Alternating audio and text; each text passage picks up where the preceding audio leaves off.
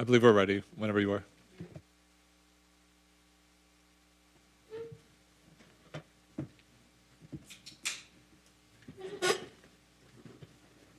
Okay, good evening, everyone. Thank you for joining us this evening. It's the Pontiac Planning Commission meeting for November 1st of 2023. And I would like to open the meeting. We have here this evening Mark Yandrick, who's our planning manager, Corey Christensen, senior planner, and is Paul here? Paul Harang? Not today. Okay, we have another person who's in the department who's not here. And we anticipate Vernita's going to be joining us? Yes. Okay, so in the empty chair on my far left will be Vernita Duval when she gets here, Commissioner Duval. Michael McGinnis will be next to her when he arrives. I have Tim Shepard here beside me on my left. On my far right, I have Sam Henley. Next to Sam is Sue Sinclair, Vice Chair Christopher Northcross, and I am Chair Mona Parlov and Morgan McAtammy, right? Yay! She's our senior counsel. She'll be advising us if we have any questions. So I would like to ask for a roll call, please. Commissioner Henley, Present.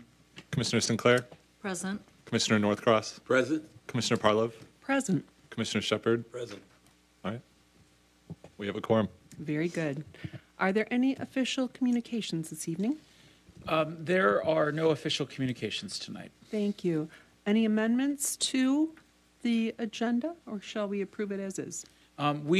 Staff does not have any amendments to the agenda. I do want to just note, there were two versions of the packets sent out, and there were just small changes to the minutes and a few other ancillary things that you guys received, I believe, on Monday, if I have my timing correct. So, Okay, so the Monday packet is the correct packet? Yep, and what you have in front of you matches what was on Monday. Yep. Okay, very good. Sue, you had a question?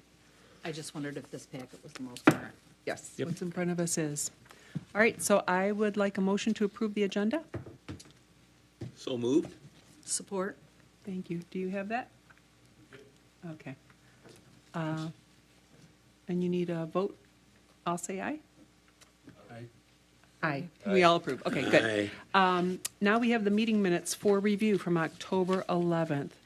Tim, do you have any questions or additions? No, we don't. All right, thank you. Sam? None. Sue, Yes. what would you like to add or amend? Page 4 of 10, Uh-huh. which is, that's at least what it says on the top left-hand corner. First paragraph, it says Commissioner Sinclair requested information on the number of bike parking spaces within the ordinance. That should be Parlov. And then below that, motion from Commissioner Johnson, I believe that is Duval. And those are my only comments. Thank you. Thank you for that. Mr. Northcross, anything you'd like to change? Yes, on page 5 of 10, about the third, fourth paragraph down that begins with Commissioner Northcross asks questions. As we go down to that last sentence, and the sentence, well, the second from the last sentence, the sentence is, he spoke in relation to the master plan and how these infill, no, it should have been, he spoke in relation to the master plan and asked whether these infill units will be compatible with the plan. That's one. Okay. Then, as we move down about two more paragraphs. Hold on. The second. Hang on just a moment. He's making notes for the change. All right, proceed. Thank you. And second up from the bottom, where it has Rosalind Northcross, the spelling on Rosalind is Roselyn. And those are the only changes I have. Got to get that name spelled right. We have the signing sheet. I checked the marriage certificate. That's it. That's it. Thank goodness they got it right. So it's official. All right, very good. And I have nothing to add or change. Thank you for your note, Sue, about me and the minutes. So with those revisions proposed, I would like a motion to approve the minutes with the adjustments. Motion to approve the minutes with the adjustments noted. Thank you. Support? Support. Thank you. All right. Vote. Roll call. Yes, please. All right. Commissioner Henley, Yes to approve. Commissioner Shepard, Yes to approve. Commissioner Sinclair, Yes to approve. Commissioner Northcross, Yes to approve. Commissioner Parlov. Yes to approve.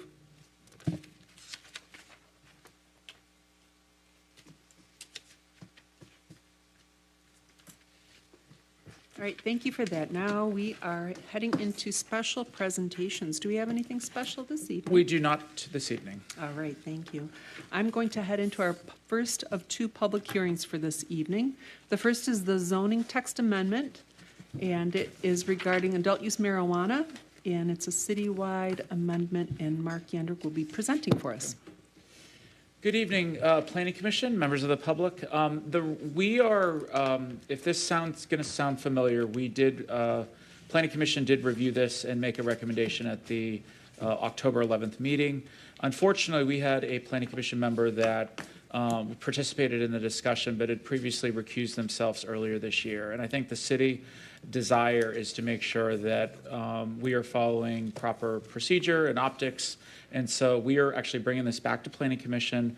This has not been presented to City Council yet, but we are having another discussion about this and presentation. And we would like Planning Commission to review this and make a recommendation to City Council tonight. So that is really where I'm at. Okay. Do we need to do anything at this moment as far as any of our commissioners? Chair, if I may, I'd Yes, like to please. recuse myself Okay, from this discussion. okay. Would you like I'm to? gonna leave, I gotta do some stuff out there anyway. Thank you. We All need right, a don't go too motion far. in a second. Okay, we need a motion to allow Mr. Shepherd to recuse. Motion for Commissioner Shepard to recuse himself. Thank you. Support. Thank you. All in favor? Vote on it. Aye. Aye. Four, All right, nothing. thank you. Send me a text so I have yours quick on my phone. Okay. All right, so proceeding on, this is a citywide zoning text amendment. It is city initiated and is to modify adult use marijuana and caregiver amendments. And the following sections of the code are the relevant sections that are being amended. This is the process. Again, this is the public hearing tonight. The city council reading is tentatively planned for next week, and then there would be a future city council reading. So just some background. The city council adopted two ordinances in April to allow and regulate adult use marijuana in the city. As part of this, there were also caregiver regulations that were approved at the same time.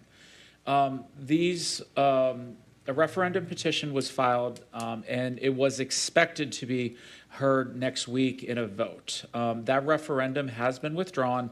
There will not be a vote on November 7th, 2023. And just to repeat, there will not be a vote on November 7th, 2023.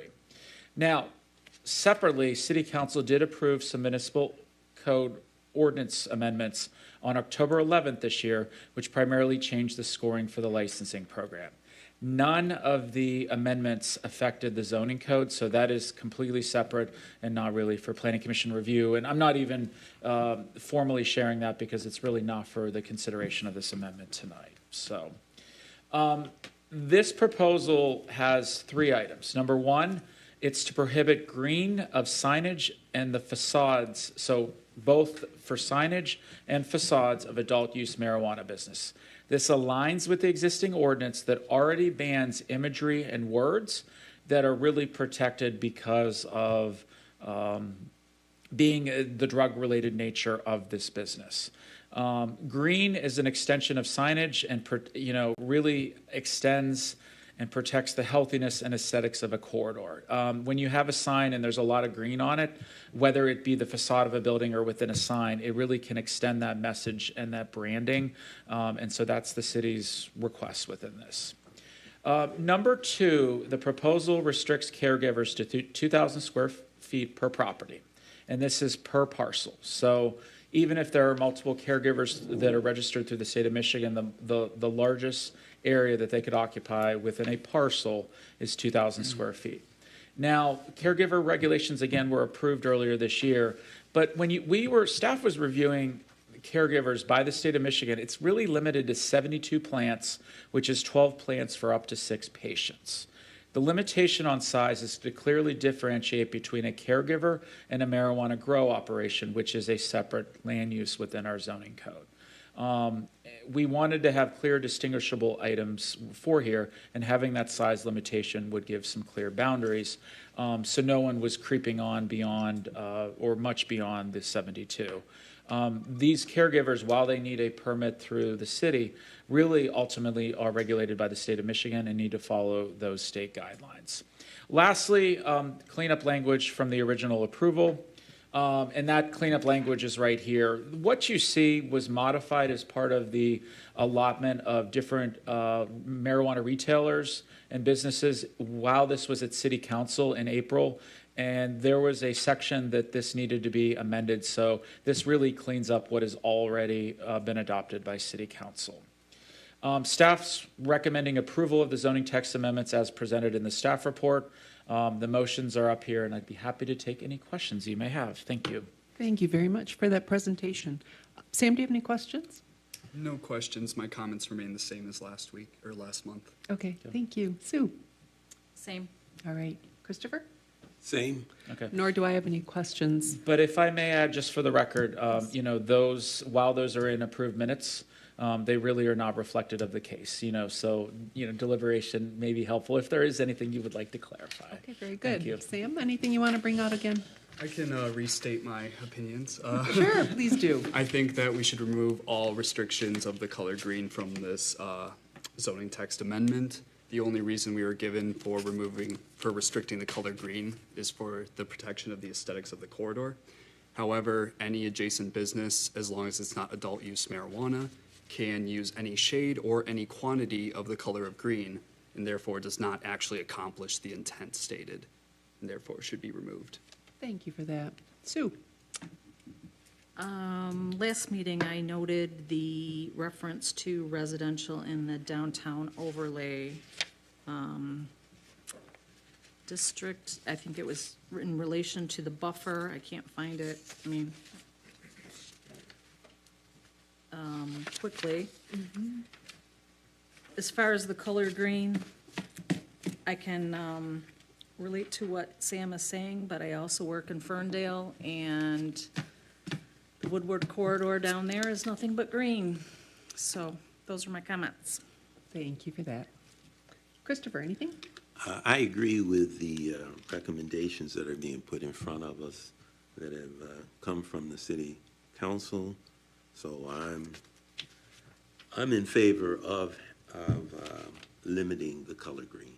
Okay, very good. And I really don't have anything to add at the moment. So we are at the point where we are going to open public hearing. So if there's anyone in the audience who would like to approach the podium, if you have anything you would like to add this evening, any thoughts you'd like to share, you have 3 minutes to state whatever you'd like to state, but please state your name and address for the record. Public hearing is open. And I don't see anyone who feels compelled to speak this evening, so I'm going to close public hearing. And I'm going to go back to Sam one more time. Anything else you wanted to add? Nothing additional to add. Thank you, Sue. Can you go to North Cross? Sure, please? Christopher. Nothing additional to add. That didn't help you very much, Sue, I know, and you're still looking. Hoping it's in the minutes. Oh, okay. Sue, I have it. I pulled up my notes from last meeting. It is section 3.1208B. Or no, sorry. Yeah, 3.1208B, the reference to residential dwelling units in that section is what you referred to last time. Okay. Do you have a page number on that, maybe? I can find it.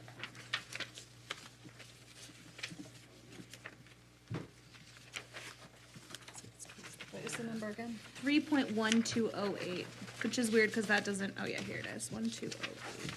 3.1208.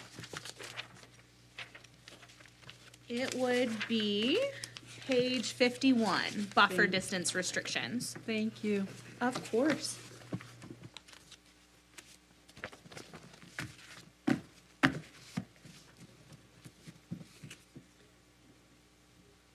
So I think it was that you were looking to add, To remove in section 3.1208, section B,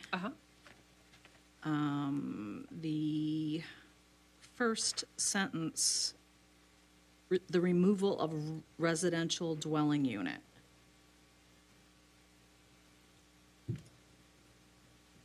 there it is, it's the fifth line down, 1, 2, Yep. 3, 4, 5, fifth line down.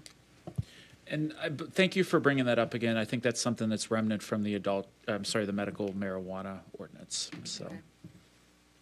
All right, thank you, Sue. Anything else? That's it. Okay, thank you. And Christopher, you were all set? I'm all set. All right, thank you. I'm neutral on this overall. However, I'm going to go with the planning department's recommendation, as they are the trained professionals, so I am going to be in agreement with what is proposed. So we need a motion, please.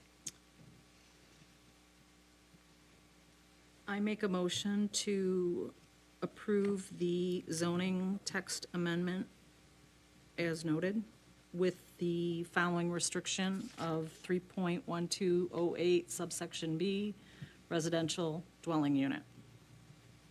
Thank you. Any support? Support. Okay. Corey, did you get that? All right. Commissioner Henley, No to approve.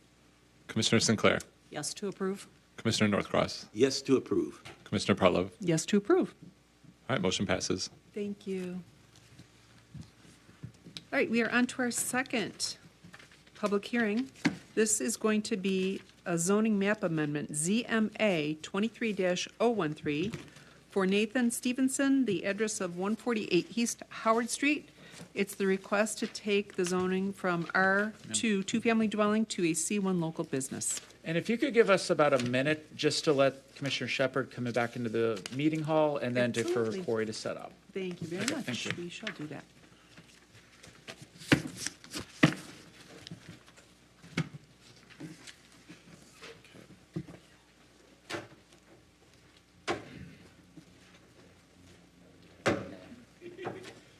Must have been a quick one.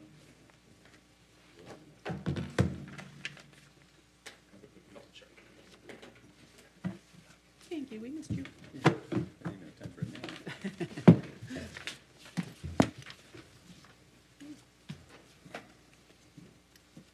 All right, are we ready? Yes, we are, thank you. All right, so our public hearing today is ZMA 23-013. The address is 148 East Howard Street. Applicant is Nathan Stevenson. The request is to go from R2, which is townhomes or duplex zoning, to C1, which is our lowest level commercial district, or actually second to lowest level commercial district. It's affecting 2 parcels in total for an area of 0.32 acres. So this is the process for adoption. Your role here is to make a recommendation. You will be either recommending approval or denial to City Council. City Council will have 2 readings before making their final decision. This is a zoning map giving you an idea of the area. Let me see if this works. There we go. So you can see the parcel in question. It's sitting within a broader residential area. Two-family zoning is this kind of yellower color, and then the faded yellow is R1 single family. All the pinks are commercial. This is the street view from August 2018. You can see that the structure has clearly been there for quite some time, and it's been operating as a commercial site for as long as the city has records on the property. So as an overview, Perry Street is a mixed-use corridor. There's several zoning districts that front along it, including C1, C3, R1, and R2. So it's a very good mix of residential and commercial. The request is to rezone 2 parcels from R2 to C1. The property has been historically used for commercial despite the R2 zoning. And the reason that this is becoming an issue now is because there was a fire necessitating a rebuild of the structure. And when that happens, the property is required to come into compliance with the zoning ordinance, which is when we discovered then that the base zoning was R2, thus making redevelopment of the property prohibitive. So that is why they are coming forward today, requesting that the property be adjusted from R2 to C1 to come into compliance with how the property has been used historically. Another kind of detail that we should go over is that originally the request was for 4 parcels total, and I'll show you what those 4 were. So as an addition to these 2 you're hearing today, with another 2 across the street, also proposed to be rezoned, and the notice that went out for the public hearing included all 4 parcels. However, after working with staff, the applicant agreed to reduce the request to just the 2 parcels we're talking about today on the south side of Howard Street. And the reason that staff requested this is because we did not feel that 2 parcels across the street in the middle of a residential neighborhood would be appropriate for a parking lot. So we requested that the applicant work with their architect and get it all on those 2 parcels on the south side of Howard Street. At this time, the applicant has not offered any conditions. This is a concept layout of what is being proposed. Originally, it's just this one parcel, and the barber shop was sitting on it with the parking lot at the intersection. The applicant is requesting 2 parcels be rezoned to give him more space, to provide more space for his barber shop and perhaps another tenant, as well as to come into compliance with the parking requirements. When they had to come into compliance with the base zoning, they also had to come into compliance with all the other requirements of the zoning ordinance, including parking requirements. So in order to get everything meeting code, we needed 2 parcels. The C1 zoning district is a mixed-use district intended to accommodate housing units for smaller households and to provide services that cater to the needs of the surrounding residential neighborhood. I'm not going to list all of them, but this gives you an idea of what are the primary uses in this district. It's small retail, basically bakeries, bars, banks, business services, personal services such as a barber shop, religious institutions, and then some other ones are permitted by special exception, such as automobile service, medical clinics, workshops, etc. These are the standards for approval: consistency with the goals, policies, and objectives of the master plan, compatibility of the site's environmental features, evidence the applicant cannot receive a reasonable return on investment under the current zoning, compatibility of all the potential uses with surrounding uses, and the capacity of the city's utilities and services. As an analysis and to respond to generally those standards, staff has found that the site has operated as a commercial property for as long as the city has records on the parcel. The proposed use fits in well with the existing development of the area. Approval of this rezoning is necessary if the property is to be redeveloped. There are many properties along Perry Street that are zoned commercial. The requested district is the least change necessary to achieve the goals of the applicant, and it would not be appropriate to amend the R2 zoning district to allow personal service establishments. Thus, a rezoning is the most appropriate response to the situation. And with that, staff has a recommendation for approval of the rezoning with any potential conditions if supplied by the applicant. At this time, none have been supplied. And here are sample motions. Thank you. I will go to Tim. And if I could just add, and thank you, Corey, for that presentation. I think he explained a lot of this.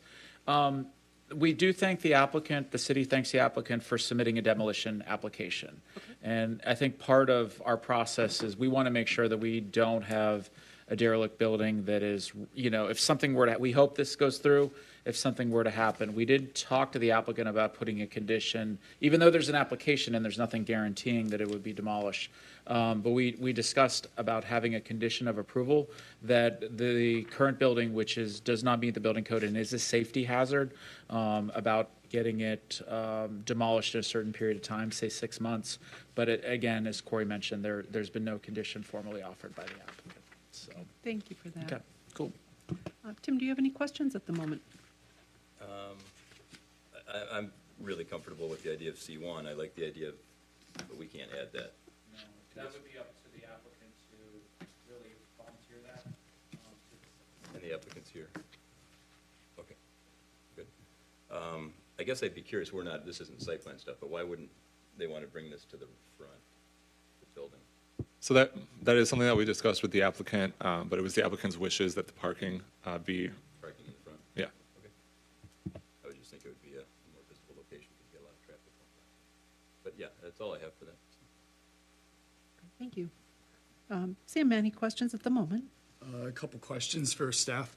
So the reason this rezone is necessary is specifically because of the fire at the property and not because they're increasing the proposed footprint of the building?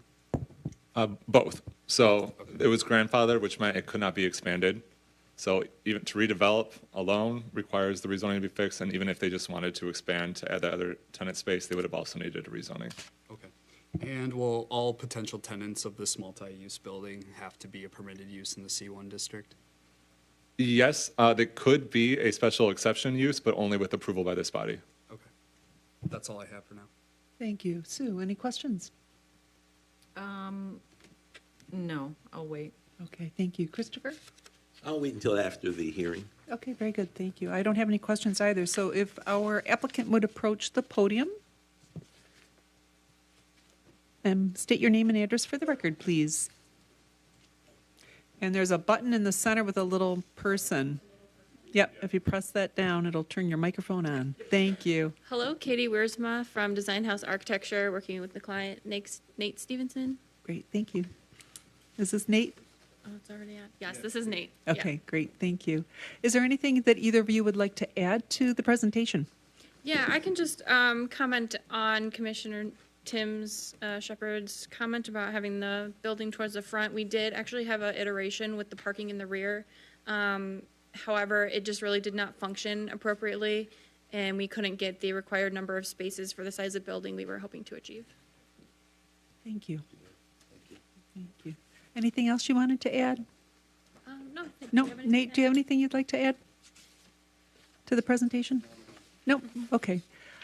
What I'm going to do is then I'm going to open public hearing, and I'm also going to welcome Mr. Michael McGinnis. Thank you for joining us this evening. I'm going to open the floor to the public. If anyone has any comments they would like to make, please approach the podium, state your name and address for the record. You will have 3 minutes to state anything you would like to share.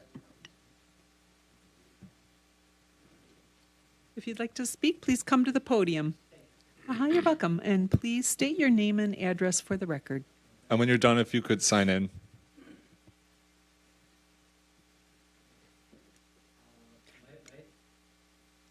You know what? I don't think the microphone's on. You need to, If you could hit the right button. we need to record you. Thank you. Thank you. My name is Ahmed Hani, and I have a house right in front of the building we are talking about. And it's, if you go a little bit higher on the Perry Street, yes, it is commercial. But on that particular area we are talking, there are some residents there, a lot of residents in front and also on the north part of that street. So what kind of business are we talking here? If we are going to make it business area, if it is a bar, for example, it will be a little bit uncomfortable for the residents, pretty much family people, right in front and on the side of it. I hope they will repair it, they will build anything, but it should not be a little bit disturbance on the neighborhood. That is what my concern is. I thank you very much. Thank you.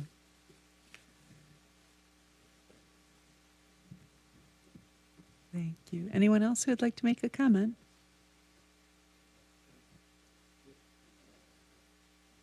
All right, I don't think anyone else is going to speak this evening, so I'm going to close public hearing. What I'd like to do now is I'm going to ask Mr. McGinnis, do you have any questions for either staff or our applicant? I've reviewed the memo. I'm familiar with the site.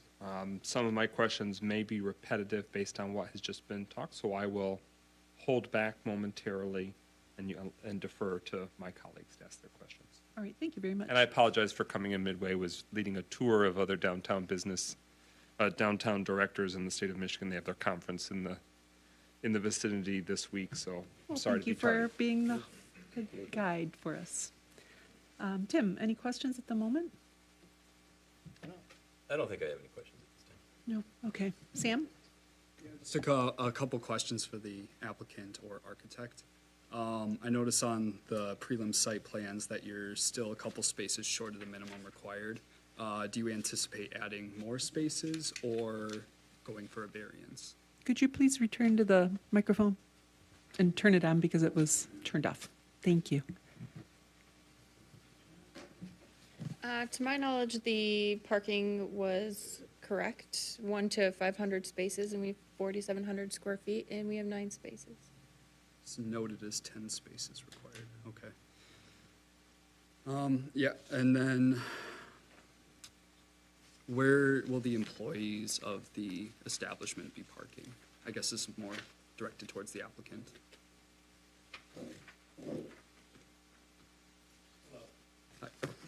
If you could state your name and address for the record, please. Nathan Stevenson, my home address or the business? Whichever you prefer. Address is 148 East Howard Street. That's the business. Okay. In the rear, there was parking, but that's why I proposed across the street. But they said that they didn't want any parking in those two parcels because they didn't feel comfortable about being parking in the neighborhood. And that's additionally why the whole transition had to be changed, because we were told that there was the city would more prefer parking up front and businesses to the larger part of the main road. So that's why it was increased 1,000 square feet to go further back, and the whole parking lot was changed as well. But yeah, for the employees, it would be, well, we were actually, that building was a little different. We had to kind of change it and L shape it. So it'd be parking for in the rear for the adult employees. Okay, when you say in the rear, So you see the back of the L? oh, I see. Is there a way to get back there? Yes. You have, I mean, it'd be, I guess, I don't know, what does that look like? Separation where the line is? Uh-huh. So, I mean, that would be probably, I mean, maybe, because I'm sure I have to have a exit door as well, right? I'm sure it has to be fire. exit doors as well.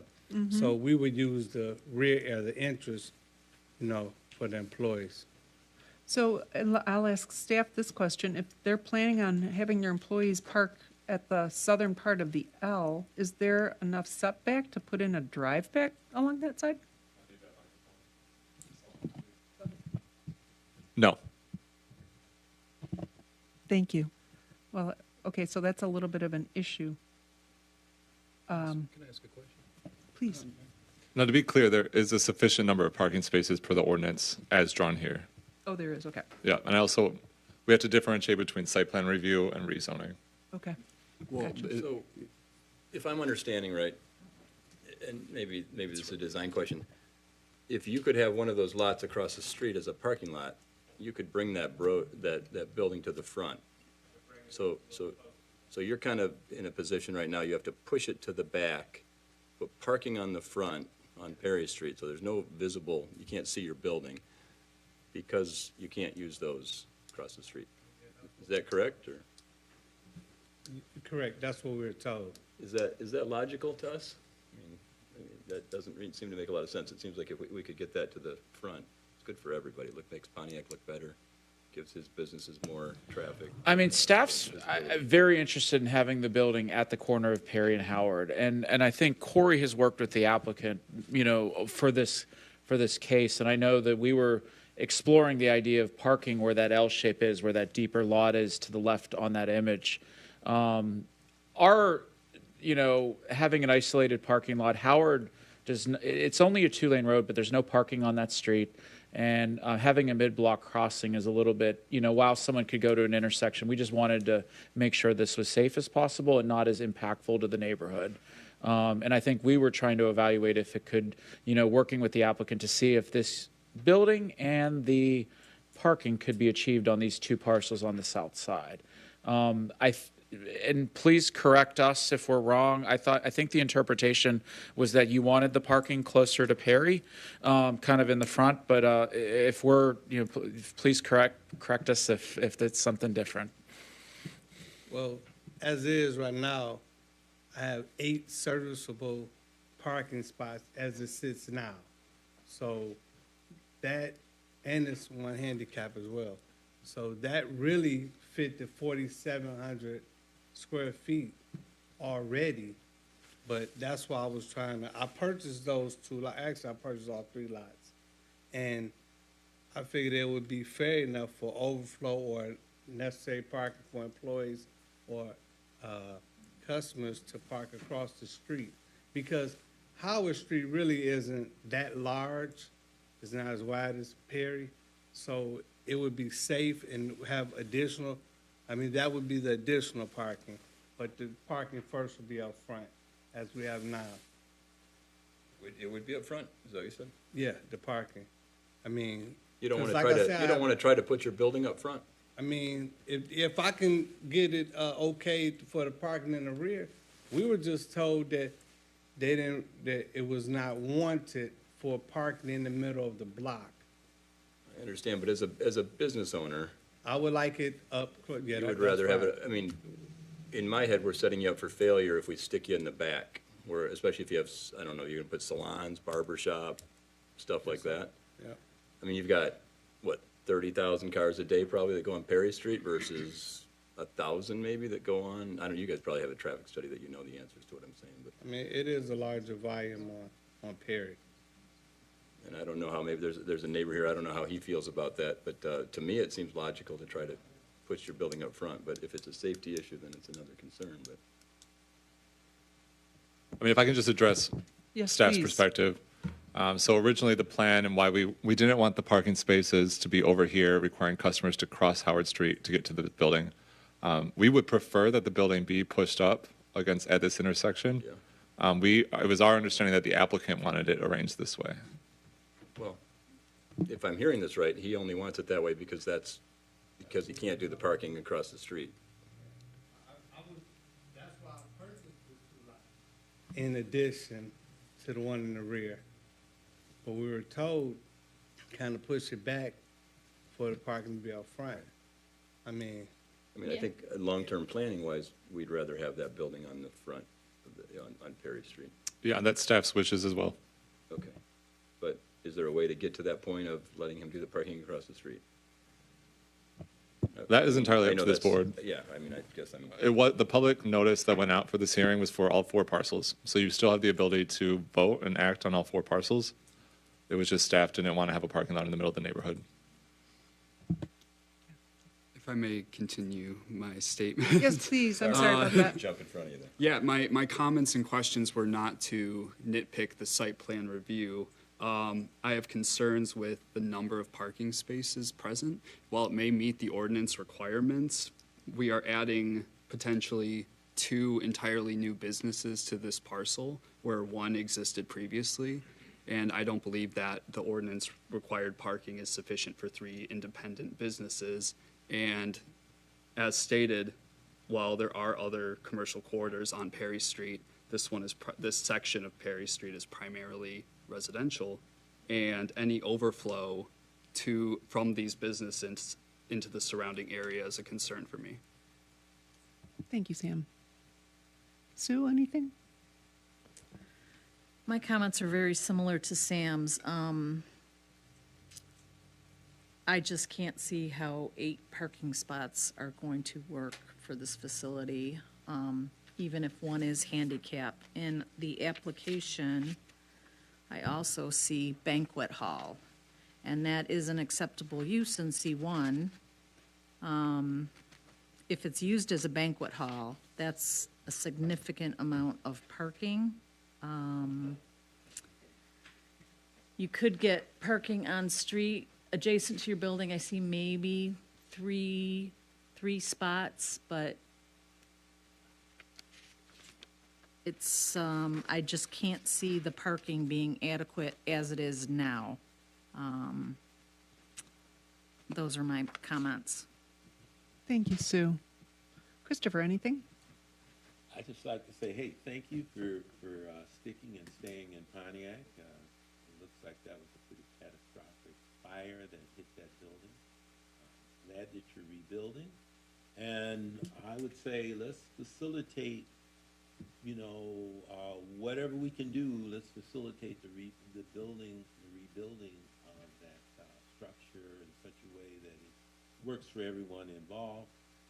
If we do need to go across the street, let's take a look at that. But let's get you up and going. Let's get you up and going, and thank you for being in Pontiac. Thank you, Chair, can I Christopher. give Yes, a point of please. information just regarding the land uses in this C1 zoning district and the size of this parcel? Really, the generic requirement is one space for 500 square feet, but really, even though there are permitted uses of bars, restaurants, taverns, banquet halls, there are parking requirements. So, you would have to have a very small facility. Those parking requirements for those things are for bars, restaurants, taverns, alcohol, it's one space for 2.25 persons permitted at maximum occupancy. It's going to be very difficult to get that on the site. So I would say that, while it may be permitted in theory in the C1 zoning district, this site is not suitable for that unless it is a very small facility that has maybe 6 chairs, that sort of thing. For a place of assembly, which I think is the closest to a banquet hall, it's one space for 3 persons permitted at maximum occupancy. So even though there are permitted uses in the C1 district, there are some restrictions with parking that when this comes to a site plan, or whether it's administrative or with planning commission, there may be some roadblocks that they may not be able to be permitted. So Thank you hope for that that helps. clarification. It does very Yep. much. Michael, do you have anything you want to add now? So the question is about rezoning from R2 two-family dwelling to C1 local business.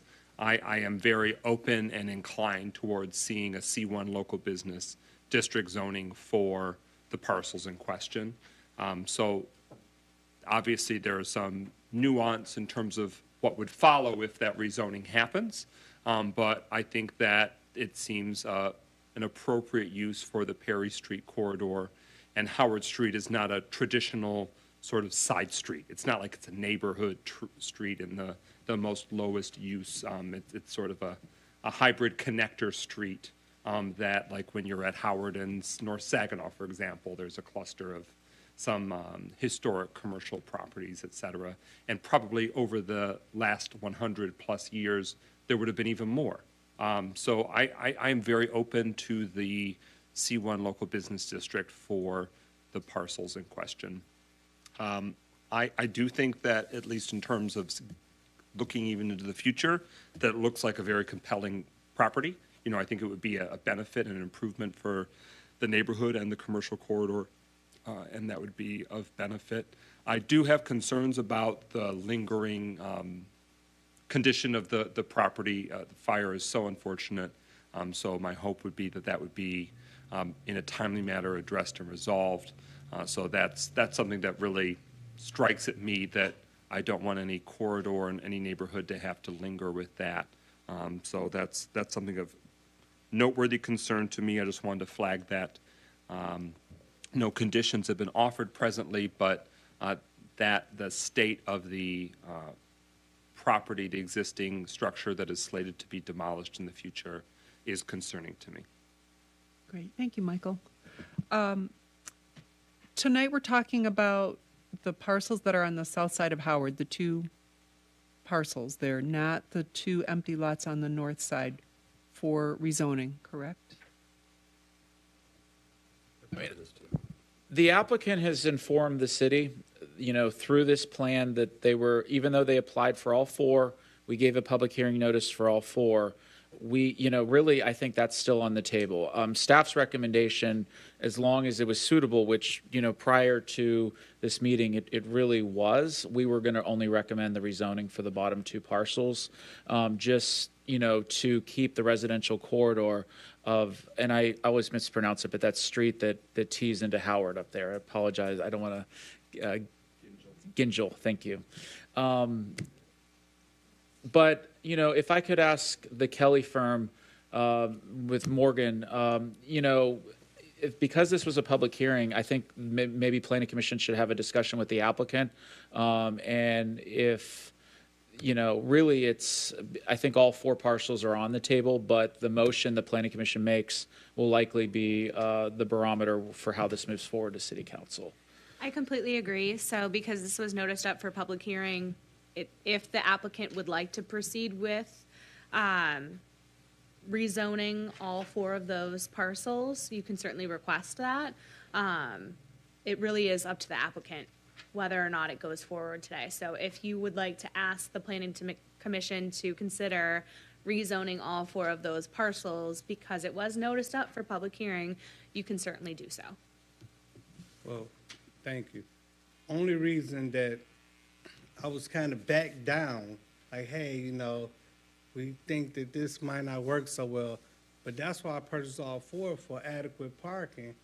And the building, actually, we end up having to change it. Like I said, it was actually just straight at first, and we had additional parking in the rear and for the trash, you know.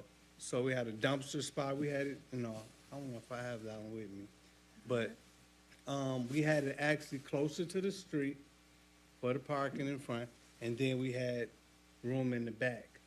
But then when we were told and kind of backed down off the 4 parcels, you know, I didn't want to come here. I wanted to be a strong case made for the 2 versus, you know, kind of watery on the 4. But I would prefer the 4 because even if Howard isn't like super wide, and then, like I said, I mean, it's fair for the overflow for parking, and you brought up a good point about employees. You know, they're gonna have to park, and we've always parked across the street since I've had the salon. You know, on the weekends, because we get more busy or a lot busier, we always parked across the street anyway. And now I own the lot, so, you know, why not be able to use it? You know, as well as, because I had 2,100 square foot building to begin with anyway. You know, so that was kind of, I guess, by your parking standards, I was kind of overkill because I had 8 parking spots for a 2,000 square foot building, and it worked pretty good. Matter of fact, I apologize. Had 8 up front and 8 in the back, so I have 2 parking lots as it is. So I had to kill the second one to make this drawing and building work. Okay. Mark, just a quick question. Are all 4 of those parcels zoned R2? Yes. Okay. And what?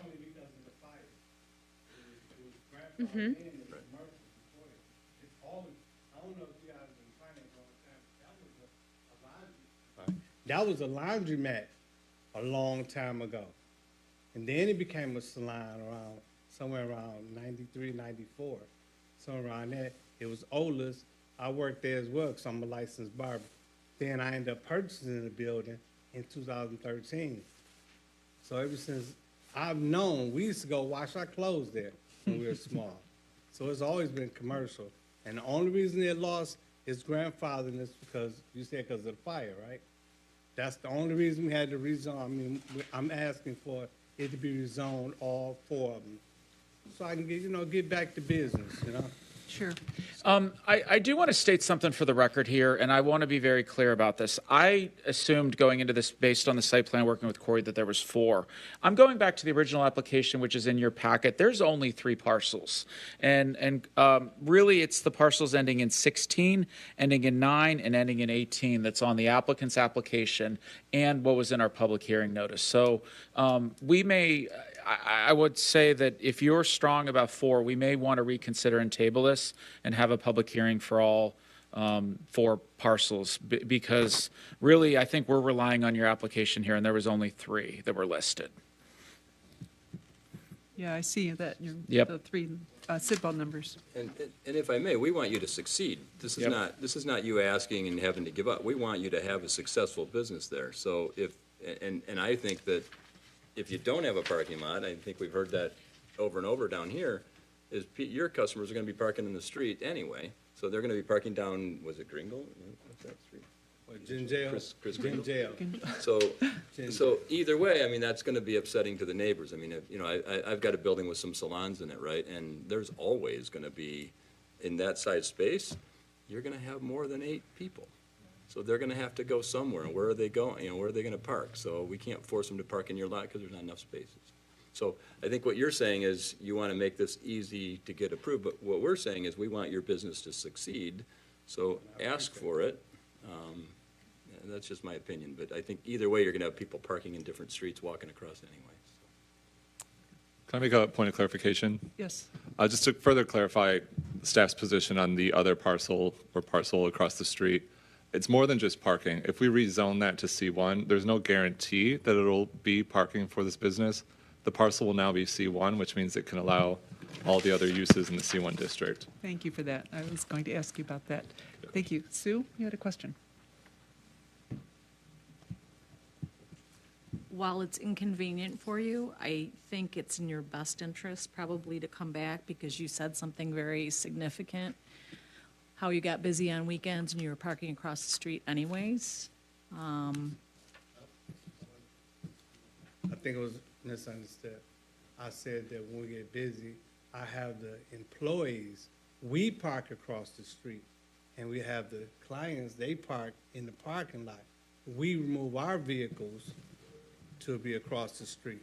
Right. So it's not customers. It's- No, but you obviously need additional parking I from do. what you have. So I think it's in your best interest to come back with the proper lots zoned, proper lots noted, so it's rezoned at, if it gets rezoned, it gets rezoned all at the same time. Okay, so if I understand, you're saying I should have the architects draw it up where the necessary other two parcels can show parking spots as well?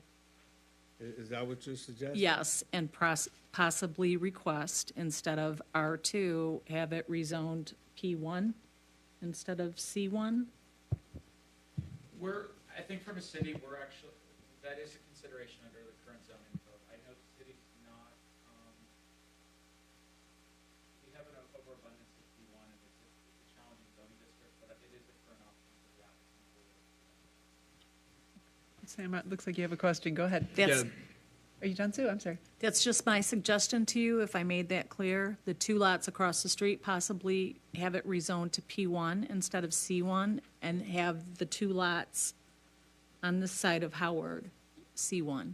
Oh, what is P1? I'm not. familiar. Parking one, Oh, just one? parking. Oh, just parking? Yes, just I'm cool parking, with that. okay? I mean, thank you, I appreciate it. Thank you. Thanks, Sue. Sam, go ahead. Yeah, this is kind of just related to what Sue was saying. Are we able to put a condition on the rezoning of the two? Nope, okay, never mind. All right. All right. Never mind. Don't even finish. Has to come from the applicant to volunteer it. Okay. Okay. Christopher. Are you done? Okay. Go ahead. Christopher, go ahead. I was just wondering the time frame here. Are we able to bring this applicant back at least by December? Are we saying that a 1 month delay is the max that we're looking at here? I think it depends on the applicant. Does that work for you? Okay. We won't be though. My architect, and she's working on it, so, look, if y'all say y'all want, however you want it, I was told this is not favorable to park in the middle of the block. I'm like, it's a little street, and, I got these two lots. I want to make sure I want to do good business. Old man told me a long time ago, he says, 2 ways to get, to do business, Nate. I said, what is it? He said, you can do bad business, get people one time, get their money one time, and, that's that. Say you do good business, you gain a rapport with them, now you have a good name. So that's all I'm trying to do. I mean, because I looked at some other lots, and they outside of Pontiac. So everything, and it's just, I've been here a long time, just about all my life. And we want to go skating, we have to go to Waterford. You want to go to the movies, go to Auburn Hills. We don't really have anything really in Pontiac that says, hey, this is homegrown. This is serious, So, I mean, y'all say next month, okay, we come next month, next 2 weeks, whatever. Thank I'm you. here. What about the demolition, starting the demolition on that building? Sir, I'm so glad you asked that. The longest part, I don't know if y'all understand, but consumers gave me, man, listen, if I had hair there, I'd have poured it out. DTE, they came and got their equipment, they took the meter, chopped the wire. As I have a good report. Consumers, and I have pictures. They took their meter off. We had to go through MDOT to get it on the street and do it. It was just back and forth. But yes, I have a demolition. I'm ready for it. Like I said, and the plumber is coming. He's supposed to come today. I think he'll be there tomorrow to separate the sewage. and we taking it down. I don't want to see it up there. You know what I mean? I want a girl to knock it down. You know, so I have the demo. I think it's Adams, something, I think his name, Adams, Demolition, whatever. But yeah, he's ready. We're ready to knock it down, but I just had to wait for consumers. That was consuming a lot of time. Yeah, my question about the demolition was part of a greater question about timing and going from this meeting, let's say, to a meeting in December. It can be done, it can be knocked down, sir, before December. Yeah, I'm okay. prepared. Wondering about any impediments. In terms of your work plan and stuff, this isn't like a major hiccup, What, having to come back? having to come back. No, I think what Corey explained it was I had to go to all and then go with zoning and then city council. Okay. It's gonna, I mean, you know, it's gonna be what it is. I mean, if you tell me to tie my toes together, I'm gonna tie my toes together. Yeah, and we'll be able to accommodate him on our agenda in December, assuming he gets everything together? That could easily be done. I'd like to have a Okay. meeting just between your team and our team, maybe Friday at the end of this week, and then we can get something in writing from you to proceed for next month and make sure we've got an organized plan for what properties we're going to do. Michael, I'll let you go first. So I just want to stress that part. While we're offering some perspectives, you'll want to lean on the ironclad feedback from the staff of the city of Pontiac, because what we're offering up are possible solutions. We want you to be able to have a solution that works for you, your employees, your customers, because I think there's shared agreement that we want you to be able to exist and thrive. So there are various different zoning options that you could pursue. The only reason why we can't really neat and tidy handle this tonight before we're done is that the state law requires us to send a notice and publish. If we're going to rezone a parcel, we got to mail it out to people that live around there. It's got to be posted publicly. And because one of those parcels wasn't in the posting, we aren't in a position to be able to just sort of slice and dice that right here on the fly. We're required by the state to then just, okay, if that is one of those parcels, if the plan is that we want to rezone all four, no matter what the rezoning designation is, so that way it can be used and benefit the city and benefit your private use of your land. We just can't do that without going through the state mandated step of posting and noticing that a parcel is considering, even though it's not earth-shattering, it's not the end of the world. We're talking about vacant land that's, it's going to be an improvement. We still are required. Otherwise, it won't stick. It won't hold legally, and it'll all be undone. So I just encourage you, when you consult with the staff, learn about the pros and cons of C1 versus P1, and is that, best benefit? Because we want you to be applying for and asking the whole city, something that's going to work for you for the long haul. And so thank you very much for your diligence of being able to roll with what we have to be required to by the state of Michigan to be in compliance with the law, with the land. But I'm really excited to hear that there could be some other ways in which this is laid out, and it can benefit you and your operation, your clients, your potential tenants, et cetera. It could be really, really substantial, and we want you to be able to succeed for the long haul. So I'm also enthused to hear that the property will be able to be demolished. I know there's a lot of moving parts with that, and I'm grateful that you filled us in on that. I just wanted to emphasize that, know what your options are, but that's the only reason why we can't pull the trigger and move it to the next step, is because we're required by law to do that, posting and noticing for all the parcels. So you may not want to pull any trigger with having your architect do any new renderings until you know for sure. I don't want you to be incurred even more cost. And I do want to state, and I don't know if this affects planning commission, you can take action on the two parcels on the south of Howard, and the applicant could have another application and come back. But that's really up to the planning commission to consider with the applicant, whether you guys want to wait 1 month, do these all together, or do them separately.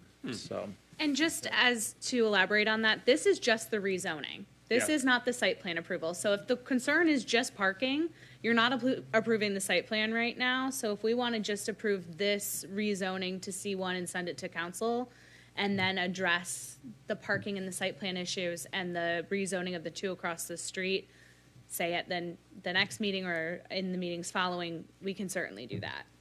and sometimes the rezoning, once approved, can help with financing and get that process started. So, that would be the benefit to the applicant if these two on the south side were considered. Can I get some procedural clarity? So if the planning commission were to act on the two parcels today, and then the applicant came back later to do the other two parcels, P1, would that be a separate application? It would. And that would require a separate fee? It would. So it's another little FYI for us. Yep. Go ahead, you had a question. Well, no, that was exactly my comment. If we could pass this tonight, let him move forward with what he's doing, and then bring the parking, it was exactly what Mark just said. The I like drawbacks is that idea. would incur a new fee because he would be applying And that's up to the. separately. What is the cost Speed of is the fee? important. It is $1,600 per application. That's significant. No. I a just lot. know what But your there's a answer lot is of to public hearing that. notices that go with that. I mean, the Yeah, city we're not doesn't trying to incur costs. unduly Yeah. gouge. There's a Yeah. reason why, but we don't want to, if we can avoid it. The question is a month delay for those two parcels, or essentially a 30-month delay, is that worth that extra cost? It may Yes. not be. And just to clarify for the administration, the applicant could just amend their current application and add that other parcel. But the question is, because it's rezoning two parcels from R2 to C1 and two parcels potentially from R2 to P1, can you do that under one application? Typically, yes. Okay, just wanted to make sure. Yep. Thank you. Thank you, Morgan. And Lighthouse is an example of, they did one application for rezoning, and they actually had split parcels, so. Or split zoning districts, excuse me. Okay. Let's just put a little bow on this. My one concern about the lots across the street, I just am concerned about safety for people walking across, so maybe there's something that can be incorporated into a site plan in the future if the zoning goes through that allows people to walk across the street more on the west side of the parcel as opposed to closer to the Perry side, the east side. Because if people are coming around that corner from Perry and they don't see someone crossing the street, that worries me. That's my only thought about this. So if someone wants to make a proposal, maybe it sounds like we think this should be tabled. Yes. I move to postpone the requested rezoning of 148 East Howard from R2 two-family residential to C1 local business until the regularly scheduled December 6, 2023 Planning Commission meeting. Thank you. Support? Support. Thank you. Did you get that, Corey? Yep. All right. Commissioner McGinnis. Well, Yes. one question. To deliberate, yeah. You are okay with the 1 month delay? I think you said okay, but I wasn't sure. Okay. Thank you. That was just my one. Yep.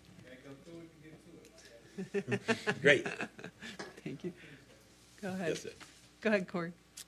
Sorry, Commissioner McGinnis, Yes, to postpone. Commissioner Shepard, Yes, to postpone. Commissioner Henley, Yes to postpone. Commissioner Sinclair, Yes to postpone. Commissioner Northcross, Yes to postpone. Commissioner Parlov. Yes, to postpone. Thank you. Thank you for your patience, and we look forward to Yes, sir. seeing you a month from now. Mhm. All right, we are now done with our public hearings. Any old business, Corey, that we need to touch on? No old business. All right, thank you. Now we're going to look at some new business. We have an application, it's SPR 23-028. It's an information session from Dominic Yono. It's a site plan review for 50606 Woodward Avenue. This has been in front of us before, but we're going to review this again. All right. So, yep, again, this is for 50606 Woodward Avenue. Those who were on the commission in February may remember that this case came before you for the special exception permit. Usually you see the special exception permit and the site plan at the same meeting. In this case, it was divided up, so we're getting to the site plan now. This is just standard language for what an informational session is. This is really to give you an understanding of the proposal and to provide feedback for the applicant. And then the applicant has until November 10th to resubmit plans with the feedback received from the Planning Commission and other departments. And then also in this case in particular, there were some very specific conditions that the Planning Commission put on the special exception approval. And so what we're looking for, both staff and the applicant from you tonight, is guidance on how you would like those conditions acted out. So the applicant is proposing to reuse the existing site at 50606 Woodward Avenue. It's an existing building. It's 11,880 square feet, and it takes up the overwhelming majority of the parcel. The applicant previously received a special exception permit on February 1st, and the applicant will need specific guidance from the commission on what landscaping, parking, and facade improvements they would like. This is a location map showing Woodward Avenue here. We're on the west side of the loop. This is downtown. And we have Pike Street here. We're right at the intersection. I'm not sure what that's called, but it's the railroad there. It's between Woodward and the railroad. This gives you an idea of the zoning. It's surrounded by commercial. You got the downtown overlay here. And then you have C3 is the deeper red. The pink is C1. So going over the special exception conditions, the first condition that the Planning Commission put on the approval was that site plan consideration must come before Planning Commission for approval. We're doing this now. Second condition, client vehicles are prohibited from being stored at the exterior of the property beyond 72 hours. And the applicant has committed to storing vehicles that are being worked on inside the building. There's plenty of space. It's the third condition that we need some specific guidance on. The condition that the commission put was that a plan for enhanced exterior improvements, including facade, lighting, parking lot, landscaping, and other aesthetics, be submitted for consideration by the Planning Commission during the site plan process. As of the writing of this staff report, no facade details have been provided, nor any elevations, landscaping, or lighting. Since the staff report went out, the applicant did provide a supplemental document, which is the other stapled piece of paper that was passed out with your packets. And in that, the applicant goes over his vision for what he wants to do with the property and provides some photos, but none of these commitments have been actually put on the site plan at this time. They're just what the applicant has said they're going to do. So this is some visuals that the applicant provided. This site plan goes over where the exterior lighting will be located. This is Woodward here. They're proposing lights here, sorry, my hand's shaky, here, and here. The design that the applicant is interested in is in this photograph here. It is meeting the basics of our ordinance. It's downward facing, it's shielded. Yep. And so I guess an analysis of what the applicant has since provided. In terms of lighting, the proposed lights appear to be compliant with the requirement for downward facing and fully shielded lights. The location of each light will need to be incorporated into the site plan, along with details on the lighting type and height. We will also need photometrics when we get to the final site plan stage to verify that there's no spillage of light onto the adjacent properties. For the parking lot, the applicant intends to repave the parking lot. This must be shown on the site plans and should be a condition of approval. It's something that the applicant is committed to, but it clearly needs it. For the facade, the applicant is proposing new paint. The facade design is grandfathered and so does not meet the transparency or architectural requirements.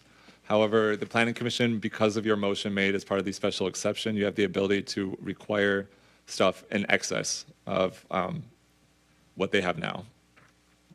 And then lastly, stormwater. The removal, this came out of discussions with our engineering team about where they could potentially fit landscaping. The removal of any pavement for landscaping or other reasons may require the applicant to go through an appeal process for nonconformities of the existing stormwater on site. We're not 100% certain on that, but talking to the engineering team, it looks like if we adjust the amount of impervious surface on the property, they'll have to come into compliance with the county's stormwater requirements. But we believe there is an appeal process, and the applicant is only proposing to reduce impervious, not add. In terms of landscaping, no landscaping is required per the zoning ordinance. However, the Planning Commission's motion to approve the special exception stated the applicant must provide a plan for enhanced exterior improvements, including landscaping. The applicant is proposing to replace the bushes along the south property line with arborvitae, and staff would like to see more in addition to this, including landscaping along the front of the building, and ideally an island would be created along the north property line that would allow some additional green space. We believe that there's enough room for a 4 or 5 foot wide island at that location. This is the site plan as provided. You can see the shaded area is the building. You can see how it takes up the majority of the parcel. Currently, they can only fit 5 parking spaces. There's 3 here, 2 here, and the dumpster will be in the rear. The parcel is zoned C3, and the use is appropriate for this site. We have concerns about parking as the property does not have enough space to provide an adequate number of parking spaces. The code requires 19 for a building of this size, and only 5 can fit on site. The plans provided have a large number of zoning compliance deficiencies that will need to be resolved before the applicant returns for a decision from the Planning Commission. Going over some of those, number 1, a landscaping plan will need to be provided. We've not received one yet. The height of the existing building is unclear from the plans. The plans indicate 5 parking spaces are provided while 19 are required. Furthermore, parking spaces must be 9 feet by 20 feet. The existing curb cuts should be dimensioned on the plans. And please clarify on the site plans that the parking area will be striped in yellow or white. Going on, the parking area must be surfaced with an approved material and must be maintained in good condition. Please provide a lighting plan or clarify that there will be no lighting on site. The applicant has indicated 5 lights, so we would need the site plans to be revised to show that. Please indicate on the floor plans where the pits and hoists will be located. Cars not being worked on must be stored inside. Please indicate where the storage will occur. Automotive services are classified as a high pollutant land use, and for this reason, a pretreatment plan must be submitted and approved by the Department of Public Works. That can be handled during the final site plan stage. Same with the last one. A hazardous materials mitigation plan must be submitted as part of final site plan review and approved by the city engineer and fire marshal. With that, staff's recommendation is that the Planning Commission provide the applicant feedback specifically on lighting, parking, and landscaping. Did you show that? Sorry? Did you show that? Show what? The lighting. Yeah, Okay, perfect. Yeah, sorry. thank you. Thank you. Yep, staff recommends that the Planning Commission provide guidance to the applicant and staff on what they're looking to see in terms of landscaping, and that the applicant will need to resubmit by Friday, November 10th to make it onto the December 6th Planning Commission agenda. All right. Thank you, Corey. I would like to just say a few things. This application tonight is informational session. And this is a little bit in preliminary form, even for a preliminary site plan with the requirements. And we've had a conversation with the applicant that before this is going to come back to Planning Commission, there are some unknowns that need to be settled. There are some facades that you're going to be seeing in a packet when this comes to you for preliminary site plan. There are additionally are some, as Corey mentioned with the landscaping, there's going to be some items with stormwater that are going to need to be addressed by the applicant. This is an existing site. There's no stormwater retention on site. And so staff will be having conversations with the applicant to settle that. The purpose of this meeting and informational session is really to provide feedback to the applicant and what he's provided on landscaping, lighting, facade as examples, and really to provide feedback so that can be incorporated into this final plan set that will come before you at a future meeting. So that is it. Thank you very much. Thank you very much as well. Why don't we bring the applicant to the microphone? If you would approach the podium, please, and state your name and address for the record, and that way we can just have a conversation with you. Dominic Yono, 5606 Woodward Avenue. Great, thank you. You have been with us before. Yes. And some of us were here, most of us were here when you were here before. Some of us are new. Do you want to add anything to what the staff said this evening at the moment? I mean, I'm here. I'll do whatever you guys want me to do over there. With landscaping, it's not an issue. I'm ripping out all the driveway so I can add facade. I understand there's something needed by the road. I can add that on the side, fix all that up. Not a problem. Okay, thank you for that. I will pivot to my left. Michael, do you have anything you would like to ask our applicant? Thank you very much for investing and growing with Pontiac. Part of the you. reason why the Planning Commission incorporated that language there is just how prominent and well located your parcel Yes. is, where the building is. So we recognize it's a challenge because the footprint is so crowded. It's not like you've got a lot of elbow room there on the exterior. That's part of the reason why we're looking to be able to help provide that feedback, because we know it'll take some creativity about how you're going to dress it up. And that includes the lighting, that includes the landscaping, that includes the facade, which in this instance is primarily paint. But also just the exterior enhancements. Of course. And so we are hopeful that despite the limited footprint, the crowded footprint where it's a lot of demands for a very tight area, that you'll be able to help enhance the exterior appearance because of the prominence of it being on Woodward Avenue, being at Pike Street, being, depending on the events that we have, seen internationally, millions of eyeballs sometimes. So that's really the nature of it. We want you to be able to be successful, but we want the exterior to really be pleasant. Absolutely. So it's not that we're trying to make you wave a magic wand and have land appear that isn't there, or property that you don't have. We want some creative ways for the exterior to be to pop. Perfect. So my feedback and perspective, I believe I shared it at our previous iteration when we were even making the initial motion, is that consider what some planters might allow very close to the building, so it's not necessarily cannibalizing something per se, but that way it allows greenery or the appearance of greenery to be near your entrances or other visual points of access.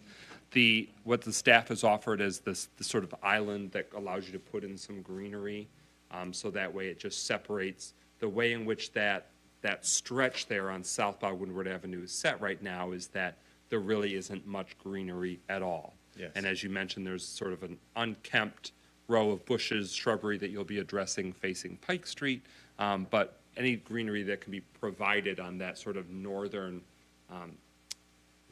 run of the land, I think would be very beneficial, even if it's compact. Because Absolutely. we're not trying to further complicate your parking challenge or further complicate even, your permeable surface challenge. When you've mentioned staff, the appeal process, is that zoning board of appeals then? Or what's the appeal process for that stormwater situation? So I can clarify that. So we're working with our city engineer on kind of learning this. Because this site is less than an acre, we believe that there's an appeal process with either the county or the state or a combo of that to make sure, because typically when you start making improvements to a site, even if you're reducing the impervious surface, it triggers, you need to bring the site into compliance. And there's going to be some challenges with this. And because it's less than an acre, there is, we believe that there's an ability for an appeal process, and we'll be working with the applicant to make sure that he's able to achieve that. So. I'm not opposed to the color scheme or the other layout. Obviously, it's paying homage to an existing, very visually stimulating, but also functional, the structures in one concourse. I would welcome other color choices, but I'm not going to mandate it. It's just, I want it to be pleasant. I want it to do justice to you and the investment that you're making, and to do justice to the corridor that's continued to be improved for those that are your patrons or your prospective patrons, but even just those passing by. And so I'm really grateful. I see obviously that at the site you're actively rolling up your sleeves, and I'm excited to see what comes. But my hope is that there can be creative elements that allow you to use what you got, and you can light it better than it had been in previous decades. You can make it look better in terms of the exterior facade. You can make it look better in terms of the landscaping than it had been in prior owners. And I recognize it's not like you've been owning it for decades. Yeah. When did you first acquire the property? Roughly 4 years ago, Okay. give or take. Well, thank you again for investing in Pontiac. Thank you. But those are my initial thoughts. I think that it being a better lit site will go a long way. and I just want to make sure that the aesthetics that it's being lit have maximum positive impact for the site and for the downtown vicinity. Thank you, Michael. Tim? I think I'd go along with what Mike said on the facade, just make it look nice. I mean, painting, I don't know if it's T111 or what you got there, but doesn't seem like the most attractive look. No. But if you've got other things you can do with structures coming off of the facade, I'm sure you've got some kind of an architectural. Yeah, I'm working on it right now. This is the beginning stages, so. Okay, but I think that's what we're gonna want to, Of course. You just heard it, but we all see that building every day, and when I saw Yes. the fact that it looked like it was just gonna get painted the way it was, because you're putting wood putty or whatever you're Yeah, doing no. on there, I didn't love that idea, so. Yeah. And everything you've talked about, you guys have talked about in the past, is to bring something that's gonna be nice. Yeah. So that's what we would ask, is bring us something that's great, some kind of a architectural appeal to it, so, For sure. other than what it is. That's all I've got. So, yeah, Thank you. Sam? Yeah, I don't think there's a ton I can say that hasn't been said already, but I love what you're doing with the Pike Street side of the building. I would just say to try to carry a lot of those elements over to the Woodward side, because that's the high traffic side of your Yep. building there. So adding planters, another landscaping bed, all those would be great additions. And I like the lighting you're proposing on adding. I think that'll do a lot of good there. Thank you. Thank you, Sam. Sue? I want to echo what Commissioner Shepherd said and Commissioner McGinnis regarding kind of like the color. Maybe add a pop of color in there, black and gray. We've all seen it. You like red? What? You like red? Hey, red's All right. awesome. On the floor plans, when you resubmit, because you're required you only have 5 spaces. I Yes. mean, you've got site constraints. You can't make parking appear out of nowhere. It would be really nice to see on your site plans, you say interior storage of vehicles. How many can you store in there? Something that will let us know. I don't know if you have hoists and you can double stack or whatnot. I would like to see that. I do have a question for staff regarding the zoning ordinance compliance with regard to lighting. In here, it says that the proposed lights must be fully shielded. Now, the example of the light that was provided, is that considered to be fully shielded? I may be wrong, but my understanding was yes. Okay.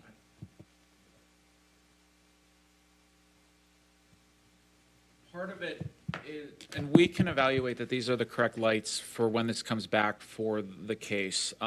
These lights need to make sure that not only do they meet the lighting requirements, but it's not going at 90-degree angles off-site. And that's why most lights in the city have shielding. I can review the ordinance a little bit further with what he's provided, just because we recently received this, just to make sure that that is compliant. And we'll work with him on an alternative if it's not. Okay. Yeah, Just- nothing's set in stone. Show me what you guys want, and I'll Yep. do it.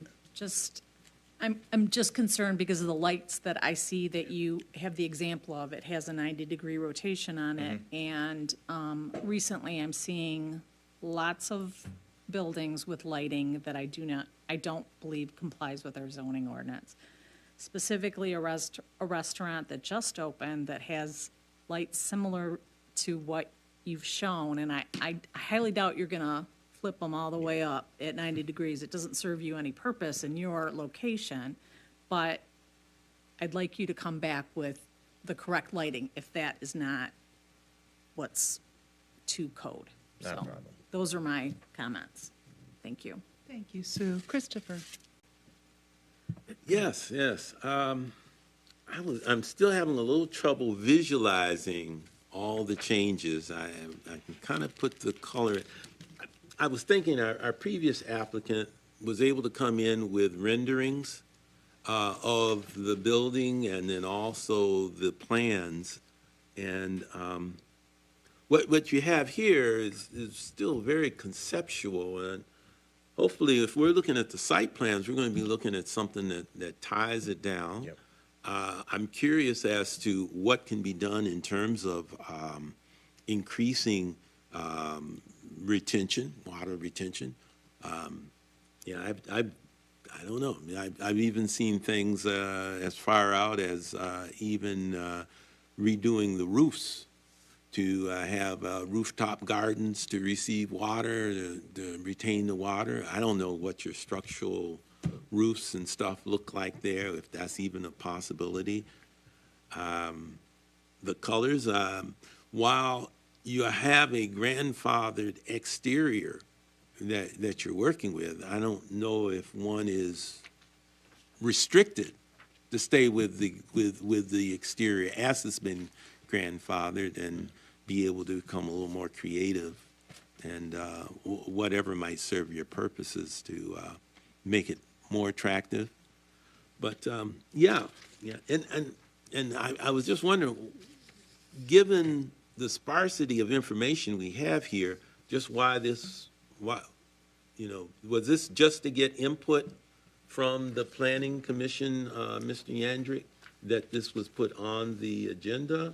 Yeah, we evaluated what was submitted and thought that in this situation, and particularly with the condition from the special exception, that it was good to get more specific feedback from Planning Commission for the applicant. So at least in a direction for some of these items you guys are discussing. So this is like a brainstorming. This is an informational session, correct? Informational brainstorming Yep. session. Okay, I was just, so when we get the final site plan coming to us for approval, there will be more drawings. There will be a lot more specific items listed and shown. Yep. The preliminary site plan that will be coming forward should be consistent with every preliminary site plan Planning Commission sees. So, and we've discussed the applicant on getting from where he's at now to getting there. Yep. Sorry, I can't offer more than that. I know it's a big building on a small space. In fact, I used to go through there for some of the auto parts when I used to wrench on cars myself. And it was always a challenge to park there. But I guess the nature of your business in the future will be such that parking may not be that much of a constraint. Probably more the storage of the vehicles as they're in process. Yes. Will probably be the big item. So, well, anything you can do to make that look right in terms of the corridor of Woodward, I echo those same comments. In fact, I remember being there for this last roadkill, and I think that was like ground zero in terms of the roadkill drag race. It was right there outside. Yeah. Okay. Those are my comments. Great. Thank you, Christopher. Thank you for coming back and sticking with us here. Thank you. Do you have another property in the city too? Do you have anything else you own with us? Yes, my family. Okay, because We your have a name few. looked familiar. Yep. Would you share with me a little bit about your overall thoughts about your property and what your intent is? Just kind of talk to me about what we're doing. It's an auto body shop, just strictly auto body. No mechanical. There's no oil changes. You're not going to deal with any of that. It's all going to be interior. I really don't even need parking. It's all inside of the building. I'm going to fix the Pike Street side where those trees are, put new trees. In the front Woodward side, I'm already ripping out all the driveways on both sides of the building. Okay. So I'm just going to rip that out and put trees along that front side. Okay. And then paint the building, put lights, I mean, whatever you guys want me to do, really. Is the Beautify it. Is the interior just a vacant space? Yeah, it's just a big space with an office and a bathroom. Okay, so what's the ceiling height there inside? Say about 15 or 20 feet. Okay. When you were given these photographs of M1 Concourse, which was a big development, Yep. and a lot of money was spent to make these garages look like this. Yeah. You give me hope that your building is going to have a metal facade like these garages do, as opposed to the T111 and the concrete block that's been painted and it's really tired and it's really sad. Do we get to see this? Are It's you going to be open more to to this? that color scheme and that look. Okay, I'm but not the yeah. materials. Are I you- mean, there's some metal materials I'll be able to make it look like that, for sure. Okay, when you say that, are you thinking it's going to be a percentage of how much? I don't even want to throw a number out there. Like the garages, the doors, the bottom sections of the building. Okay, I believe it's the orange or the black parts of the building will be like that, metal. okay. But the T111 stays? Yes. Just paint it. I'm going to paint it. Oh, you're breaking my heart. You're in such The a wood? prominent spot there. It's just an eyesore. Nothing against you, because you didn't make it look like that. But it's really sad, and you are front and center in the city. And it's anything more that you can do to make us feel excited about your project, Yep. we would love to see it. And if you can bring us sample materials of what you're thinking of putting on the building when you come back to us, that helps us a lot Got as it. well. But you're a billboard there, and to just paint T111 siding again is so unfortunate. You're going to have a lot of new employees in the city with the county bringing their employees downtown. Yep. So you're going to potentially get a lot of business out of these people coming in, and if they see your building that's just kind of, there's a lot of places to get cars fixed, as you know, so I would think that you would want your exterior to be your calling card as you're competing against a lot of opportunity out there for people to take their cars to get them fixed. So if you can do something that looks kind of like this or very much like this, that would be thrilling. All right, you got it. Okay, so those are my thoughts, but thank you for staying with us, and we're excited to Thank see you. you. Appreciate And it. everything that the staff had put in their recommendations. I do have a follow-up question. Yes, Madam go Chair. ahead.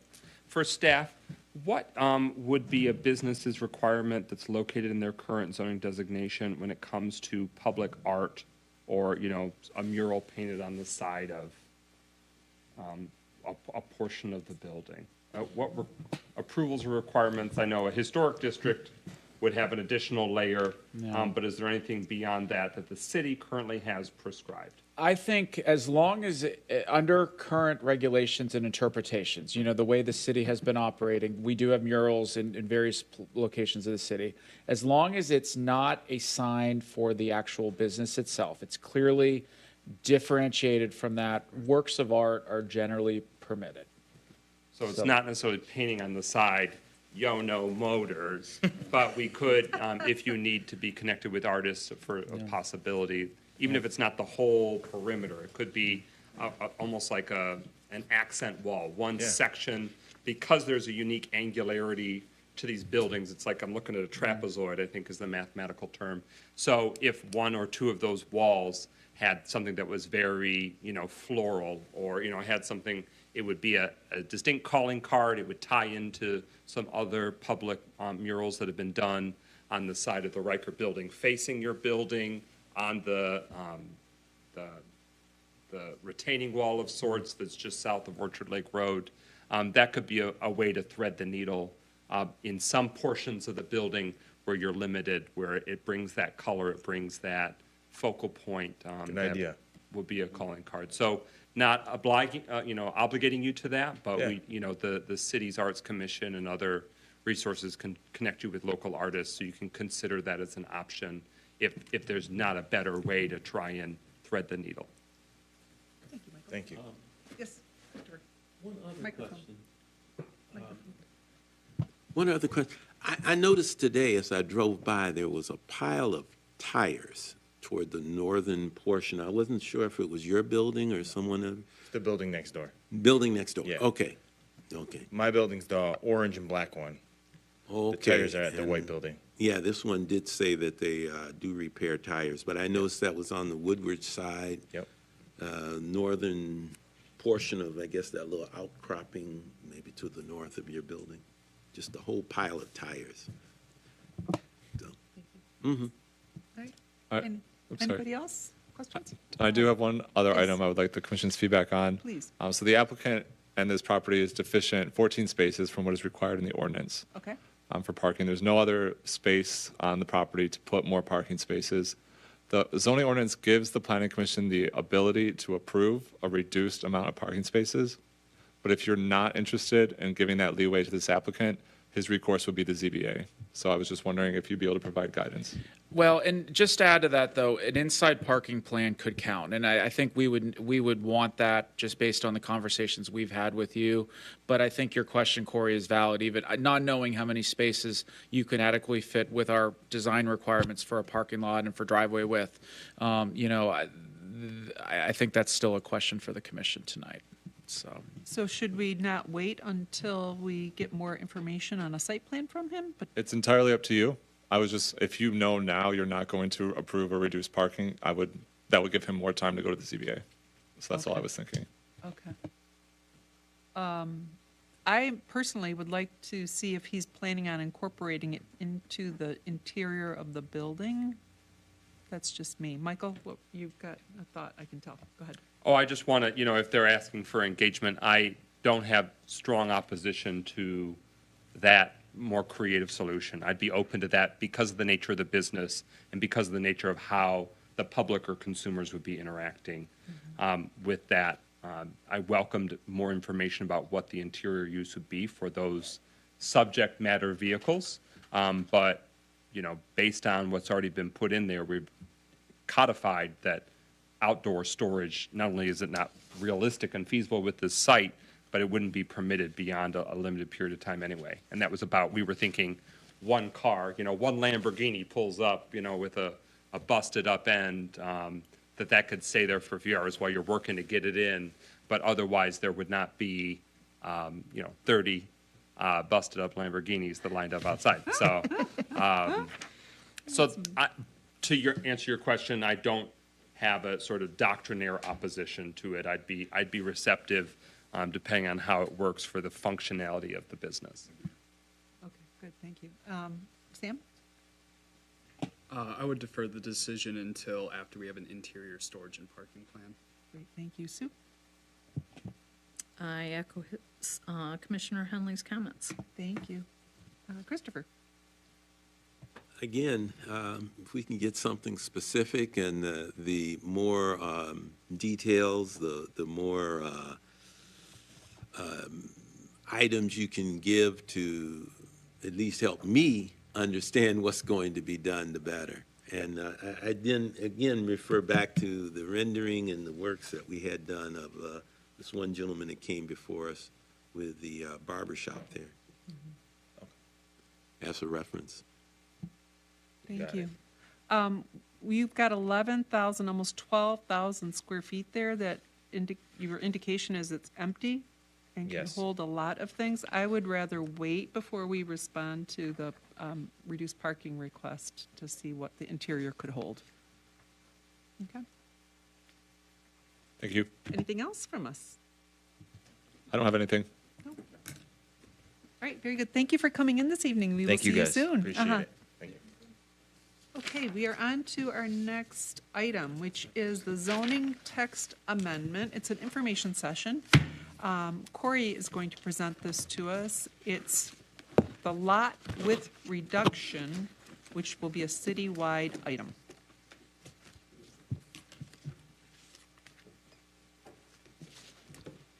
All right, so this is another informational session, this time about a proposed zoning text amendment. It's to reduce the lot widths in the R1 district only. I believe there's an error in the staff report that says R1A and R1B as well.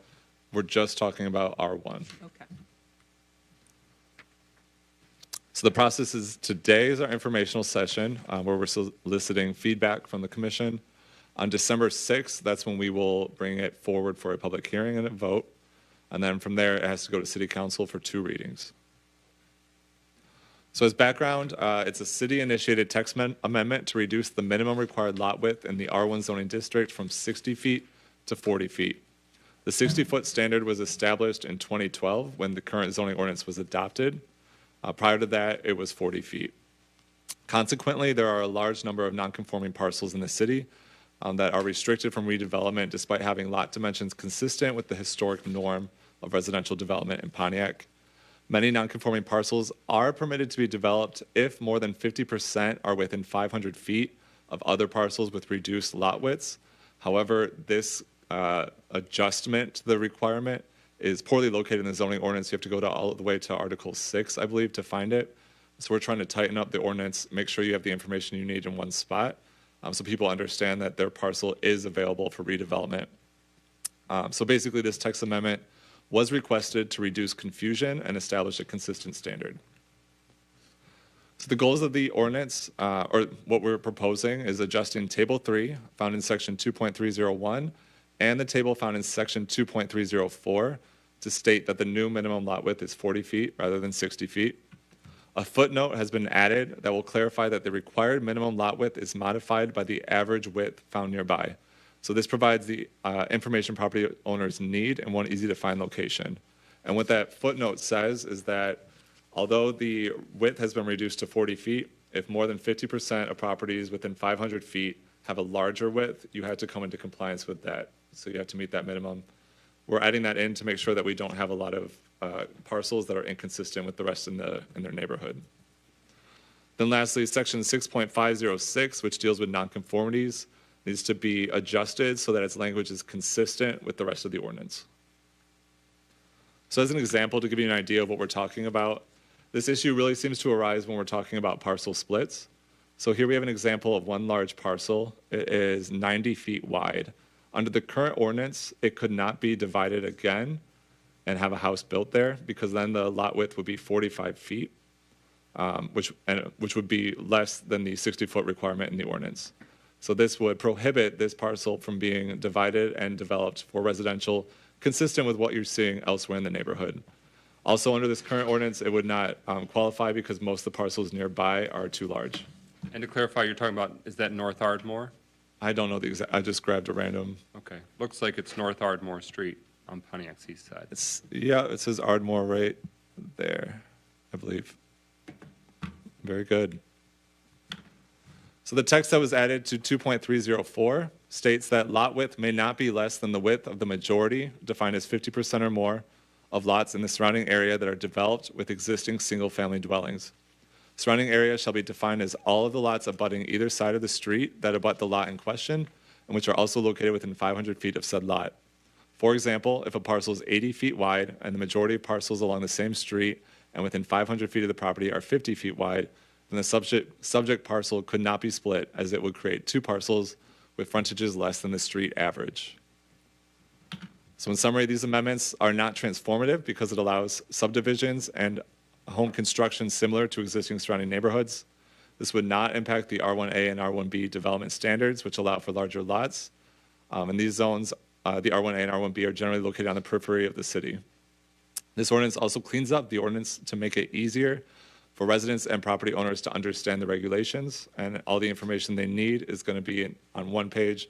They won't have to flip between the nonconformities section and Article 2.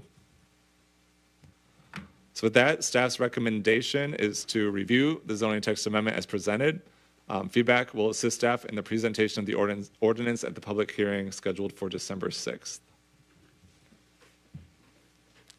Okay, thank you for that. Michael, questions? Thank you very much for staff for preparing this for the Planning Commission and the community's consideration. I think it's useful. But just to help me and the community understand, so let's say we're on North Ardmore Street in Pontiac's east side, and that lot hadn't been combined. We're talking about a 45-foot wide lot.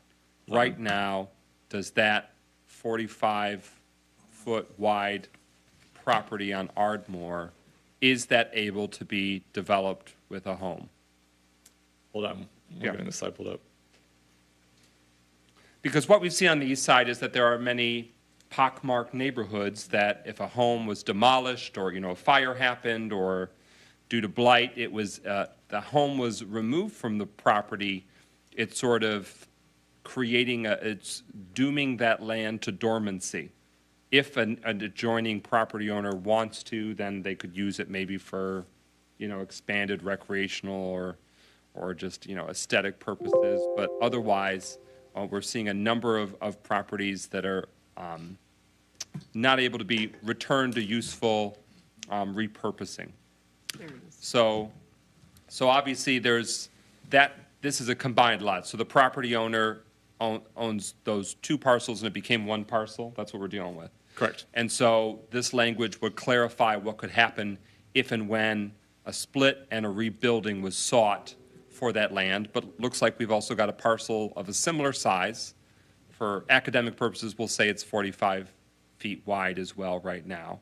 So what's the current lay of the land, and then what would be the implications of these changes that we're making? You're saying they're not transformative, but I just want to make sure, ironclad, what is permitted right now? So really right now, parcel 8, which is the parcel to the south of the red Yes. parcel, is it looks like it's the average of what's around it. So you would be allowed to build. However, it in our lot width regulations, it's in Article 2.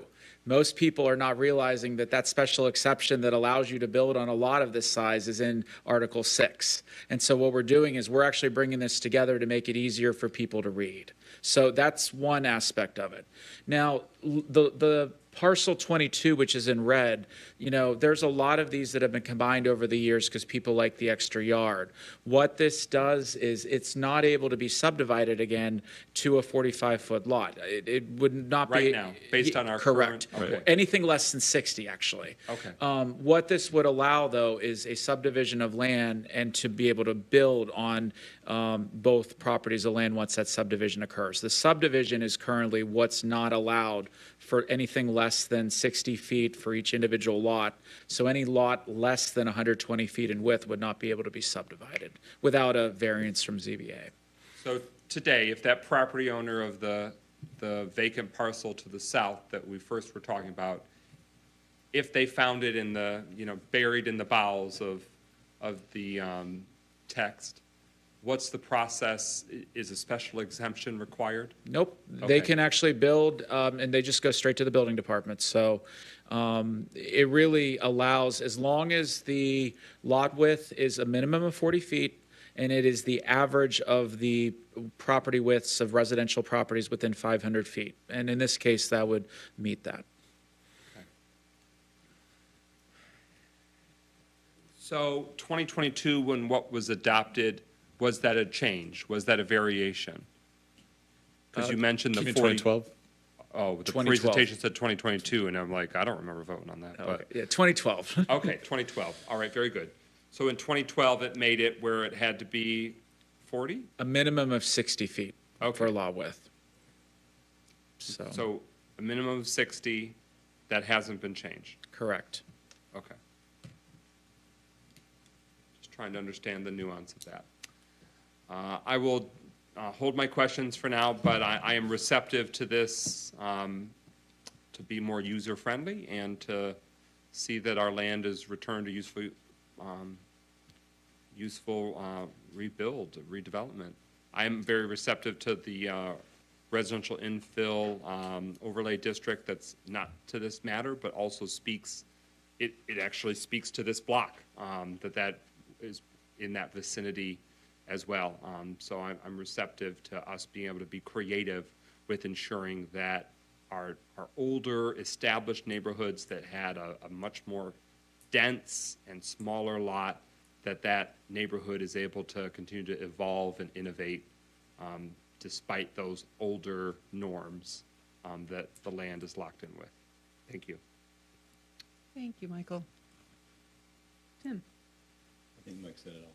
I'm good. I like the idea. It simplifies it. Okay, very good. Thank you. Anything, Sam? I'm on board. All right. I have no questions. Thank you. Sue? I just want to say I really appreciate the example. I think it really spells out what we want to do, and I think allowing that protects the density of the existing neighborhood. So I'm in support. Thank you. Thank you. Christopher? Well, I still have the original questions I asked when this first came up. Just what's happening? I mean, what's going on around us in the communities around us? What are they doing with their ordinances? In terms of an item being buried in an ordinance, I would think we could just use a footnote on the table that would direct one to that section. Continue to maintain the 60 feet.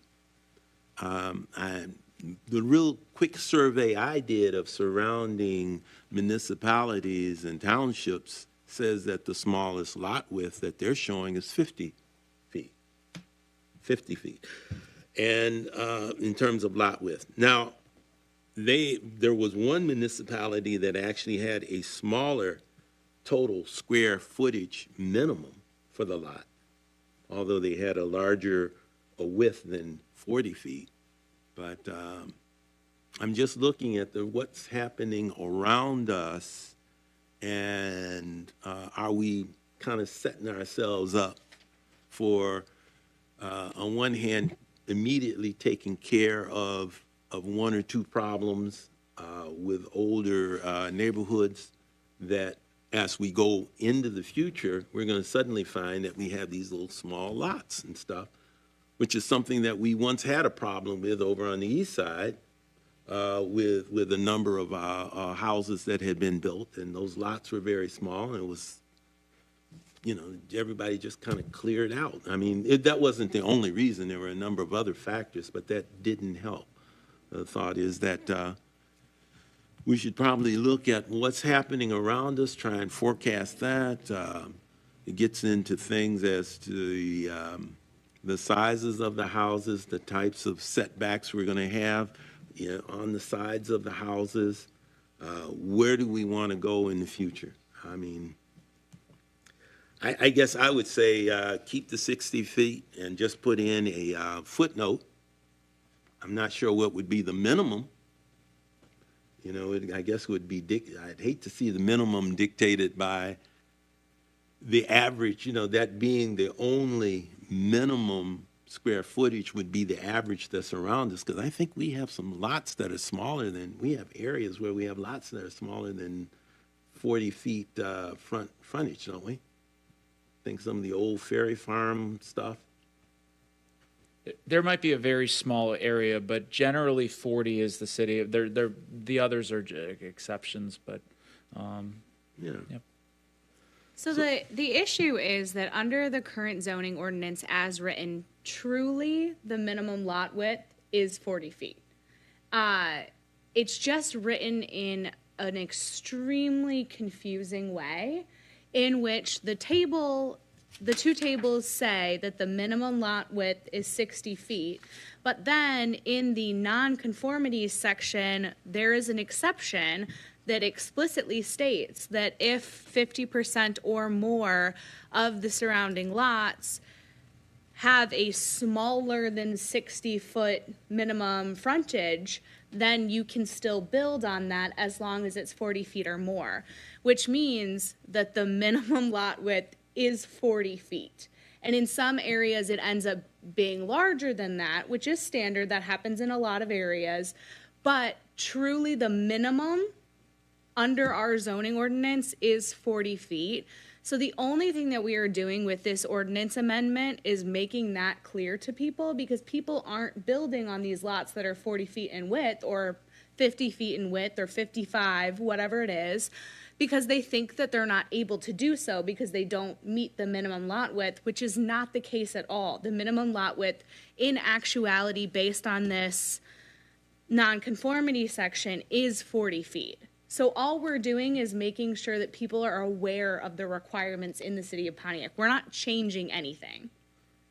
Now, can we put a footnote in the table directing people to that section and leave it at 60 feet? We could, but the purpose of this amendment is clarity, and I don't know that that brings clarity. The lay people, the residents of the city, aren't going to search through hundreds of pages of zoning ordinance amendments. We want to make sure that regular people who want to build on their lots have the ability to do so, and the easiest way to do that is to make sure it's clear in the ordinance. Which is why we added things like the example. We want people who don't have experience with building or legal language or any of this technical stuff that we're all used to know what they are capable of doing in the city. Really, it promotes redevelopment in our existing neighborhoods. And, I think the perception is that it is challenging because sometimes people see the 60 feet and think that they don't understand how the footnote relates. And so this, I mean, as Corey mentioned, this is really an invert of it. This is not, nothing's going to slip through the cracks. I mean, there is a process in community development when this goes forward, but really is inviting people, and it's not one or two exceptions. I've probably talked to 15 or 20 people this year that own property, want to subdivide, and cannot currently under the regulation. And it's not like they're asking for something that isn't already the typical width of that neighborhood. You know, someone combined the lots, or it was a remnant parcel from years ago, and really this is to match the existing neighborhoods. Commissioner Northcross, I see your point. I'm definitely listening to that point tonight, but I think it really speaks to, you know, redevelopment in some of these neighborhoods, especially the ones that have a lot of vacant properties, because it's very, when you have a built environment, you can't transform a 40-foot lot subdivision to 60. And, you know, you really, you've got an existing framework that's here, and we're trying to work within the development that is already built. I guess I would say leave the table at 60 and put a footnote in, because today there's no footnote in the table. Correct. And a lot of the surrounding areas, their tables of widths and areas and other things have all types of footnotes. And with today's technology, those footnotes can be put in there as hyperlinks, so that as people look at the table, they see the footnote, they can click on the hyperlink. But I think it still speaks to the intent of keeping a larger lot size. And, well, that's just my thoughts. Thank you, Christopher. I want to respond to one of the questions you asked earlier before we started the meeting, and you brought it up again about the sizes of lots around us in comparison. Because of what I do, and I'm selling residential property frequently, 40-foot lots are very common and standard when you get into like Royal Oak, Berkeley, those areas that are older like we are. A 40-foot lot is the norm. If we are on a lot that's 50 feet here in our city, that's big for a city lot. And 60 feet certainly is a bonus. But what this example is showing is these lots are 45 feet each on the street. And when you get into a situation where you're looking for consistency in a neighborhood, especially when there's appraisers that are trying to come up with value, they look at the front foot of the lot and they see that these lots are very consistent, and so that helps to enhance the value of the neighborhood. What this proposal is doing is it's not trying to reduce the front footage of what is buildable, but rather what they're trying to do for anybody who walks into the building department saying, I want to build on my lot, can I do it? They're trying to make it easier to understand. And I understand what is happening from their perspective, and I can understand why it's confusing when you're reading this table, and to try and get everything to mesh together so everybody understands it in an easier way. I think that's the goal of what we're talking about tonight. But they're not taking away the 60-foot. They're just trying to help the public understand that a 40-foot lot is buildable or a 45-foot lot is buildable if that's what's in your neighborhood. They're not going to let you build on a 45-foot lot if everything around you is 60 feet. That would never be allowed. So hopefully that helps a little bit. I have two things I wanted to mention. Don't take the picture down, but I have a question here on D, required street frontage. I don't have a page number here, but it's just above 6.506, application for lots of record. Minimum of 15 feet of frontage on a public or private right-of-way. Maybe I'm missing something, but can you talk about that a little bit more? You'll have to give me a moment. Sure. It's after the tables, when you did the redlining. Yeah, I see it. What is that talking about? So that's ensuring that every parcel has access to a road. So you have to at least have the 15 feet of frontage on a public or private right-of-way, Okay. or a permanent unobstructed easement of record. So that's a little different than width. One is frontage in terms of what's actually on the right of way. The width is the measurement of the actual width of the property, because there are some panhandle shaped Or parcels. flag lots, is there typically, Yeah. 15-foot wide is I think the minimum width for a flag lot, where there's a driveway and the house maybe is offset farther back than the rest of the houses on that All street. right, that makes sense then. Okay. Looking at this photograph, as we talked about with a little ADU conversation we've been having, accessory dwelling units, the lot 008, it looks like people are driving on that lot when there's no driveway. And they're circling to lot number 018 where their cars are parked there. And then lot 019, that looks like it's a great big parking lot across, or driveway across 008. And then up on 023, I don't know what's going on up there. It looks like a business. But this is what my concern is, and I know we're segueing, but this is an example of what brings up my concern about other conversations we've had about what happens when we're doing more development in our city on vacant parcels. So I don't know if that's something that zoning wants to go take a peek at, if you guys want to make a little note and have somebody go do a visit in that little pocket over there, but thank you for sharing this example, Corey. It's an excellent example of what you're trying to accomplish. Mark made me do it, so thank Mark. Not at this time. So there is public comment later. We've got one more opportunity to Yep. have you engage, but not just yet. All right, so if you don't have anything more for us, I think we're done with this little part, right? Yep. Right. Okay. Now we are going to go on to our next item, which is the 2024 meeting calendar for the Planning Commission. All right, so things should look very familiar to you. We're still meeting on the second Wednesday of every month. The first Wednesday. The only months where we altered that was January because it's the first month of the year and staff needs more time the week prior to get packets out due to all the holidays. And then the other was July. We bumped it up a week to July 10th to avoid the 4th of July holiday. And then this doesn't matter as much to you guys, but also for the October meeting, we moved the application deadline from, I forget what it was an early September date to a late August date to avoid Labor Day. Okay. And one of the things in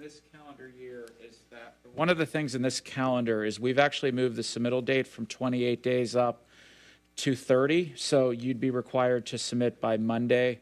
That just gives staff enough time to do our reviews and get back to you. So it should be minor for applicants, but hopefully will give us more time to get better reports to you. Thank you. We are in support of you having as much time as you need. Okay. All right, that's great. Thank you for that. If you can approve that with the Oh, you motion, that'd be need us- great. All right, we need someone to make a motion. Motion to approve the 2024 Planning Commission meeting calendar. And support? Support. All right, did you get that, Corey? All right, thanks. All right, Commissioner Sinclair, Yes, to approve. Commissioner Northcross, Yes to approve. Commissioner McGinnis, Yes to approve. Yes to approve. Yes to approve. Yes to approve. Thank you. And now we are heading into the public comment section of our meeting, and I see we've got a couple of our residents in the audience. So I'm going to open public comment. Please approach the podium, state your name and address for the record. You can speak on anything you'd like. You have 3 minutes. Public comment is open. Is it Mr. Hanini? Hanini? You have the same colored shirt and jacket on. Yeah. Exactly.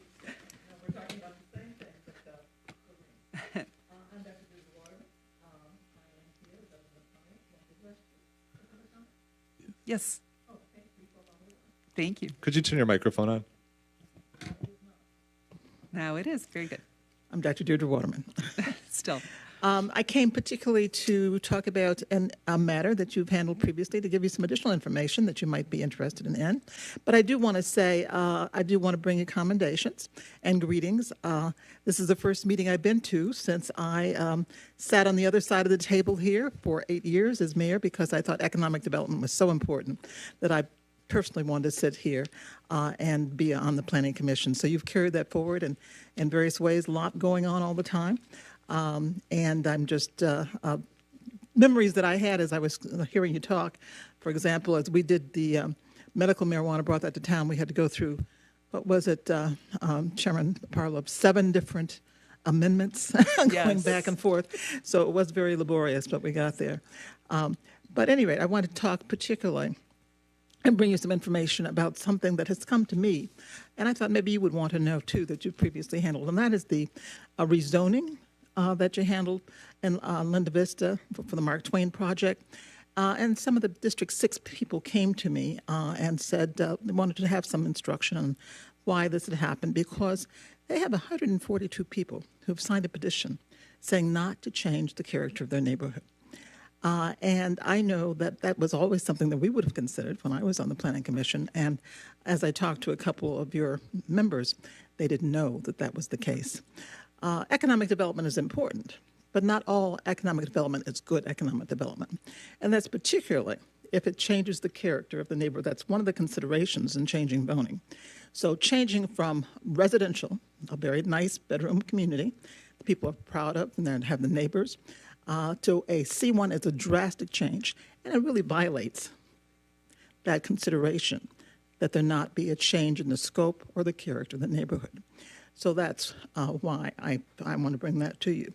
But also, just the respect that was given to these people. I know that, and I don't know if any of you who sit on District 6 are in District 6. Mr. Henley, I don't know what district you are, but none of the rest of you I do know, do not live. But I do know that if something like this were brought to District 2, it would never have happened in District 2. So it's a little different, and I just wonder about the respect for people who have brought this to you and said, look, we don't want the character. We've invested here, we've lived here, and there's no way that you can keep the same scope with having a change to a C district. And as I said, not all economic development is good economic development. The reason it was brought, I understand, was because you didn't want a default vandalized or building, but that's the city's responsibility to make sure that's maintained. And also for jobs, but there's only 12 jobs. Thank you, Madam all right? Mayor. That's my 3 minutes. I just wanted to let you know. Thank you. Thank you for coming back to visit with us. We appreciate it. Did you want to say something? Please come up to the podium. And please state your name and address for the record once more. Sorry, I got interrupted before because I got an emergency call. That's why I left. Okay. Talking about this plan now, on this diagram here, you were talking about the your- minimum widths will be Your name and address, please, sir. Haptazian Madhani. I already wrote it in here. Okay. Haptazian. Thank you.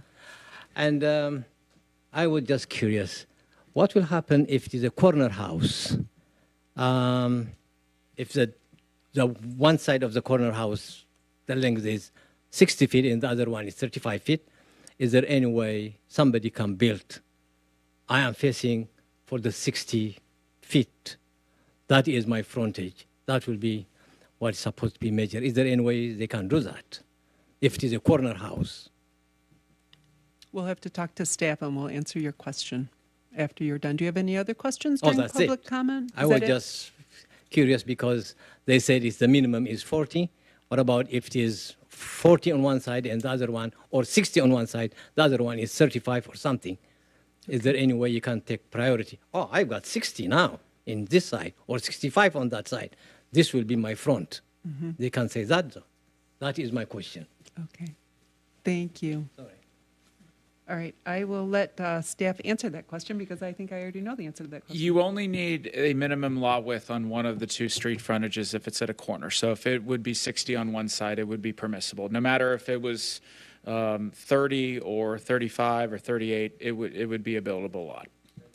Okay. Thank you. All right. I'm going to close public comment from the gallery, but I would like to keep public comment open here on the dais. Sam, anything you'd like to say? All right, Sue. Yes. With regard to the Linda Vista property, when they came and presented, I specifically asked the question of how did the residents basically feel about it? The answer that I got was at the CDC meetings that everyone was in favor. With regard to significant rezonings, I would really like to see the applicant put up a sign like they do in other communities for rezoning, because let's just call it like it is. Pontiac, not everybody is online. We're not all technically savvy. Not everyone is going to CDC meetings, but we really need to get the information out there. And if it has to be at the cost of an applicant to put up a sign in a significant rezoning district, I think it needs to happen. Those are my comments. Thank you, Sue. Christopher? Yes, I agree. Our communication system, I really felt needs some improvement. In addition to the sign, I would also suggest that there's a voluntary database that different community groups can start to sign up for. I remember in the adult marijuana ordinance, there was actually a requirement that the community be contacted as a prelude to having their licenses considered and approved. And I says, well, how in the heck do we even know who the community people are? And then later on, what does that mean for relicensing? Who had to be spoken to, dealt with, communicated with? What's going on? And looking at the medical marijuana licenses that were let, and as I read some of the people that were listed as being community benefactors, I said, oh, no kidding, okay.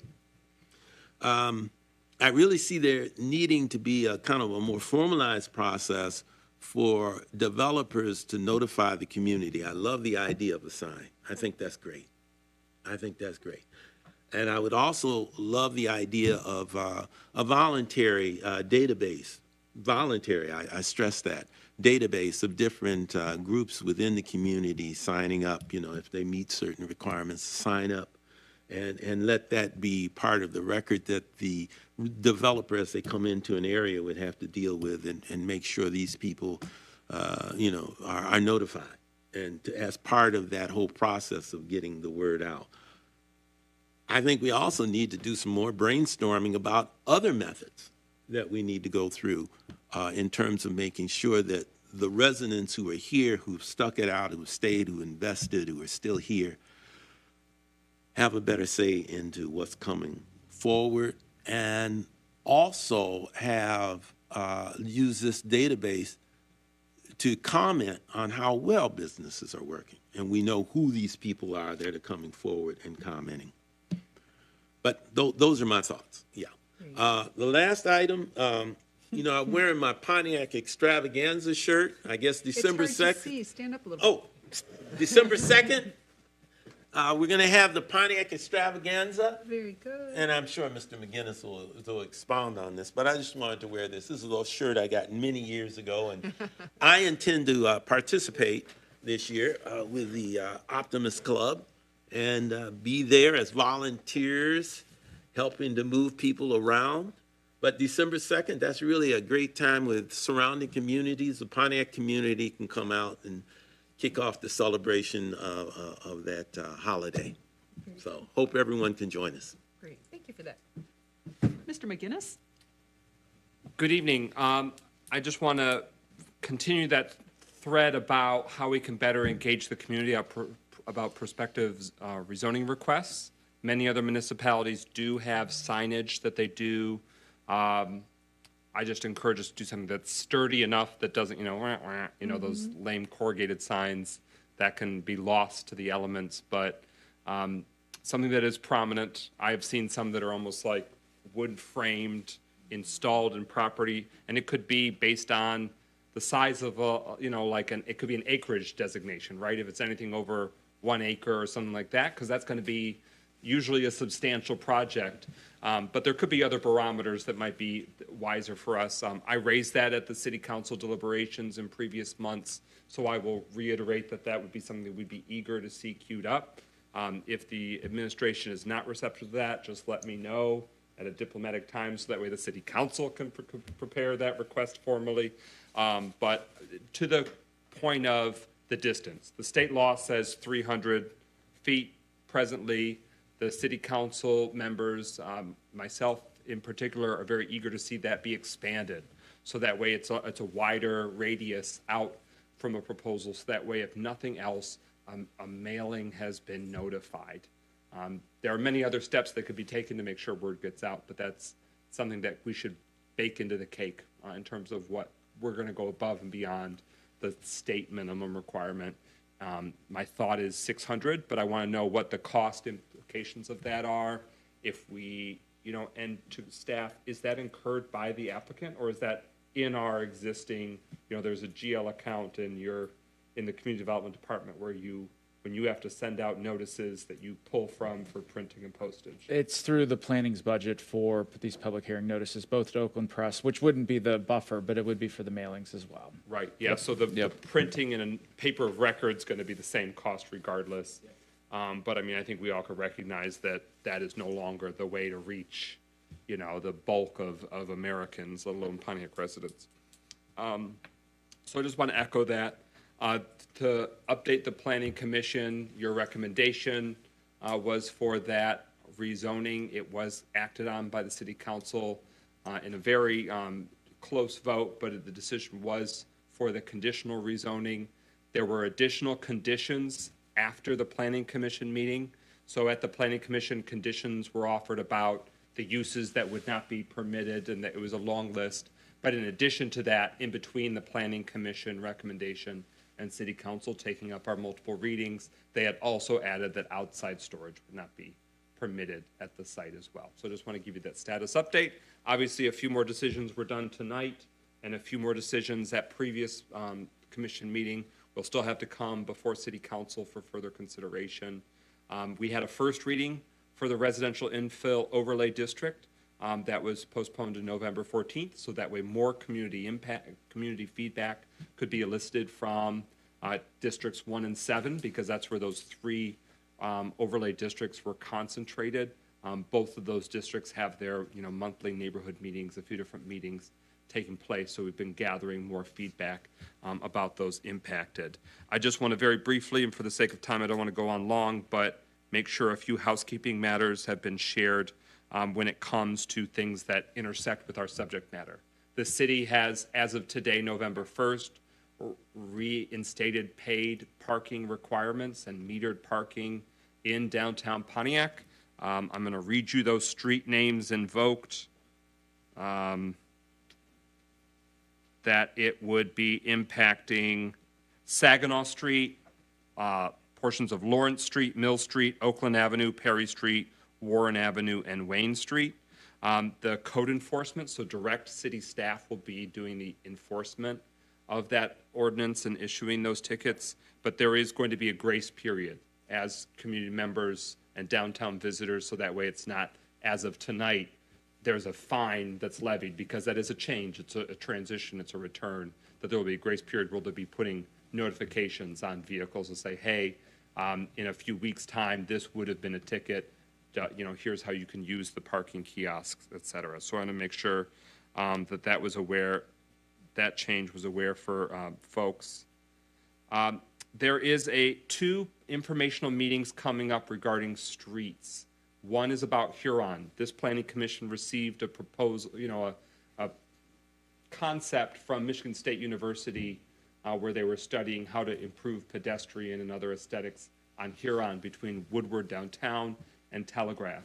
Michigan Department of Transportation is proposing changes, and they're going to have a public meeting at the Bowen Center on Thursday, November 2nd, which is tomorrow from, I believe, 4 to 6 p.m. So the community is welcome. 4:30, I'm sorry. So at 4:30 at 52 Bagley Street, that's open to the community.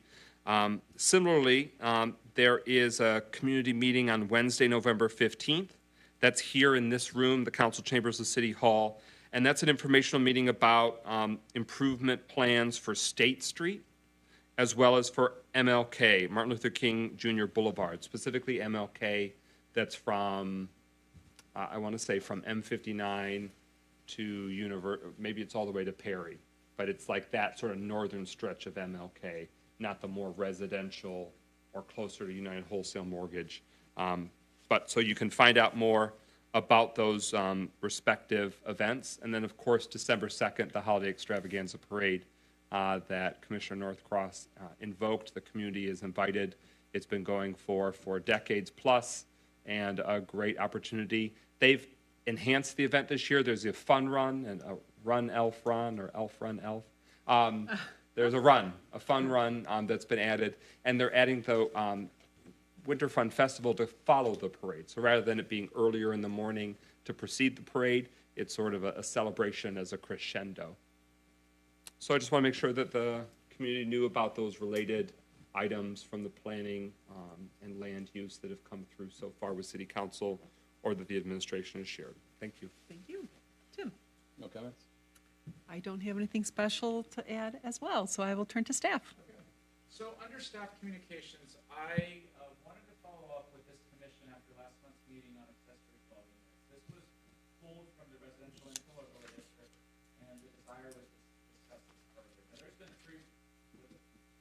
Now, there's been 3 weeks since the last meeting, so we haven't had enough time to mobilize. Paul Harang from our office is pulling a lot of resources together. I would like to propose to Planning Commission that we actually have something called a work session. It is open to the public.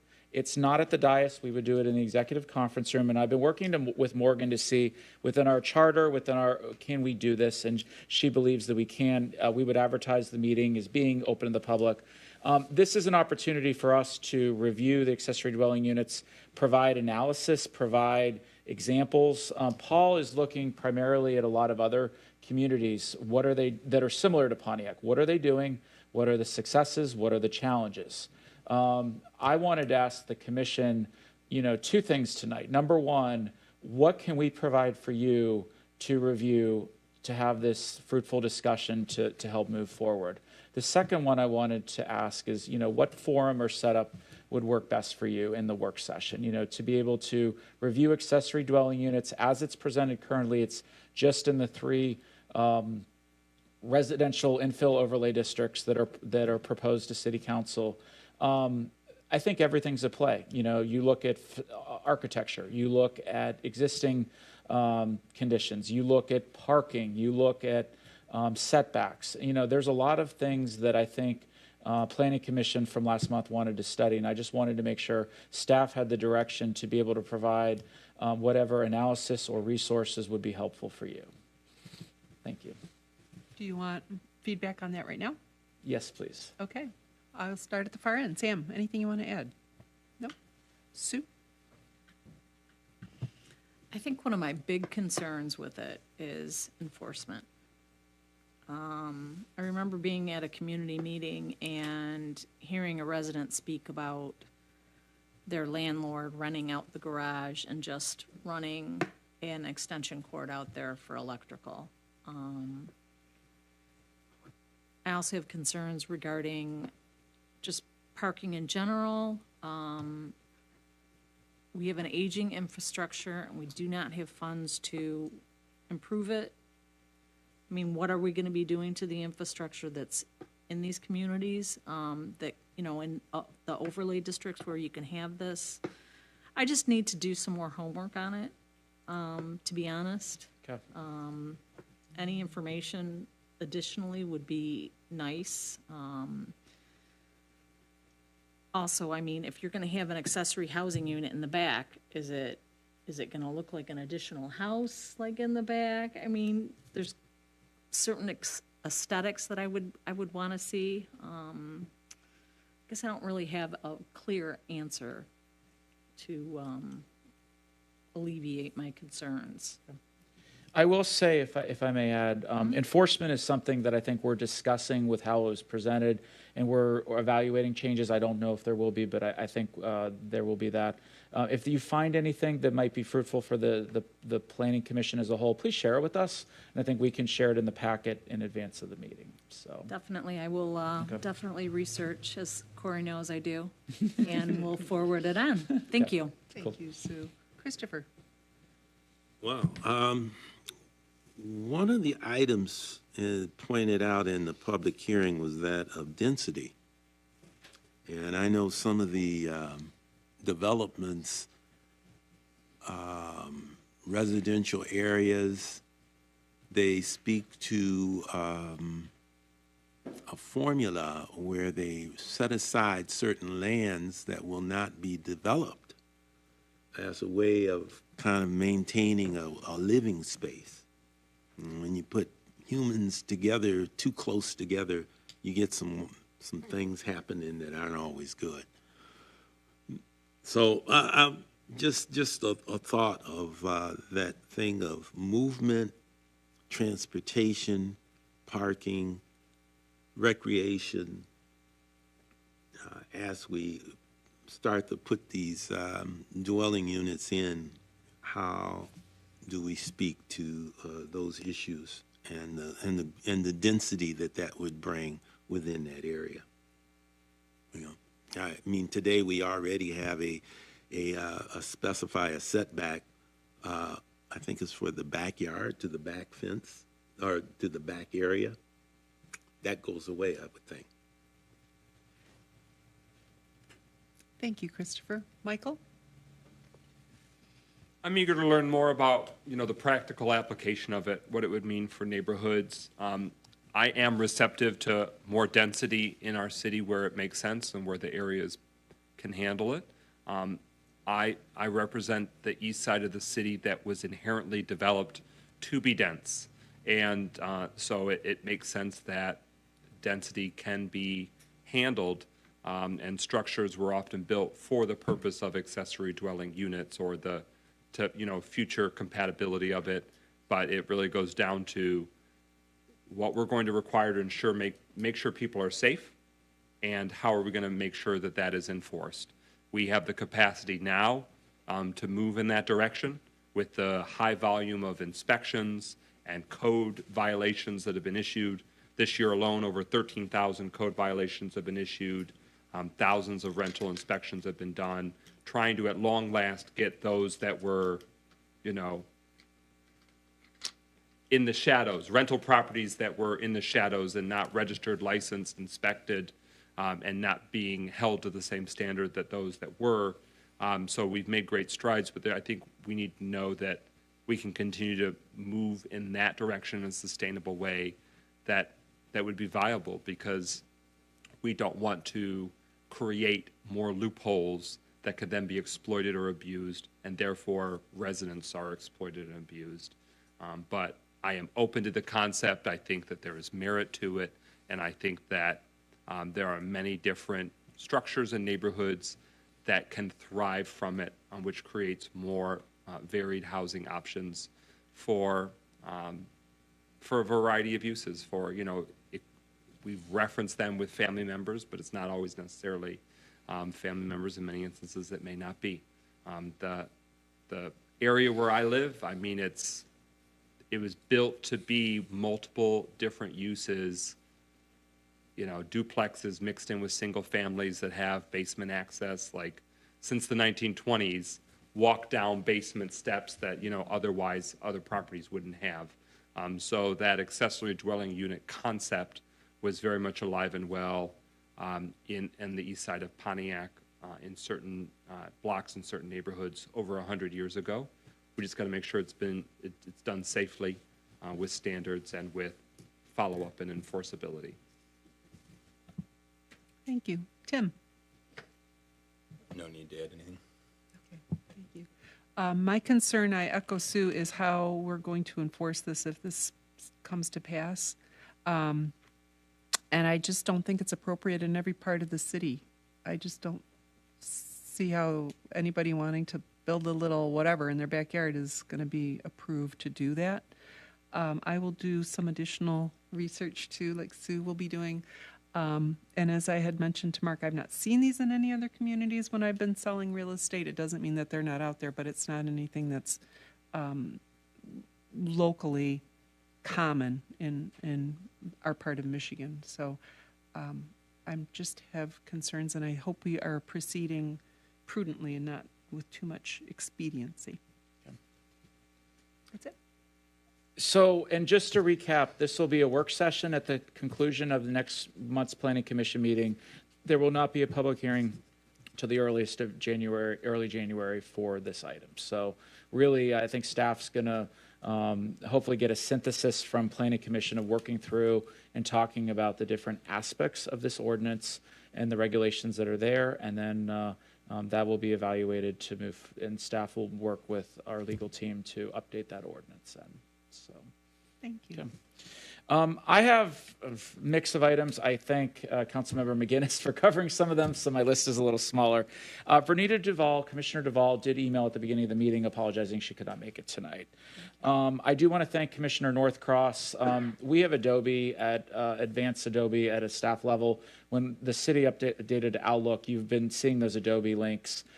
We have found the setting to change that and remove that because the commenting was allowed in there. There was no, we want to definitely prevent any open meetings acts violations. So you will be getting either a PDF from us or if it's a large file Dropbox. So the zoning map first reading was last week. We've had a lot of good feedback both at the Planning Commission meeting and from members of the public. And so that is going for second reading tomorrow night. I just wanted to share with you.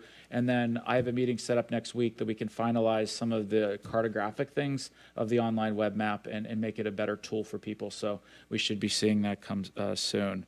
And then mobile food trucks, we are just evaluating some enforceability and small policy things. This does not at this time need to come back to public hearing to Planning Commission, just in reviewing with our legal team, but it is expected to go to City Council on November 14th at this point. So next month's meeting, Lighthouse, the submittal deadline for next month's meeting is on next Wednesday, so we don't have the most of the applications yet. We are expecting a few items, but Lighthouse is one that we've had pre-application meetings with that we should be seeing site plans for both of their campuses that they went through the rezonings for. And not to preview, but I'm very excited seeing the architectural renderings on the 5-story building at 454 Auburn. I cannot wait to share those with you. So. I did want to point out lighting was mentioned by Commissioner Sinclair. I'm working with code enforcement recently. We've had a lot of tickets. We are starting to have an education process with our code enforcement team about lighting and bringing properties, most convenience stores especially, into compliance when lighting is out of the city's current standards. I would say either shoot me an email or send it to code enforcement. Because we want to make sure that there's proper shielding, and even for security and safety reasons, they're not bleeding light onto residential and adjacent properties, or onto the right-of-way, which is a safety hazard for drivers. So please let us. You don't have to as part of this meeting, but please let us know because I think it's something to make this city a better place. With that said, I believe that is it, and thank you very much. Commissioner Sinclair had one question about the MDOT Huron project and whether or not that was coming to Planning Commission.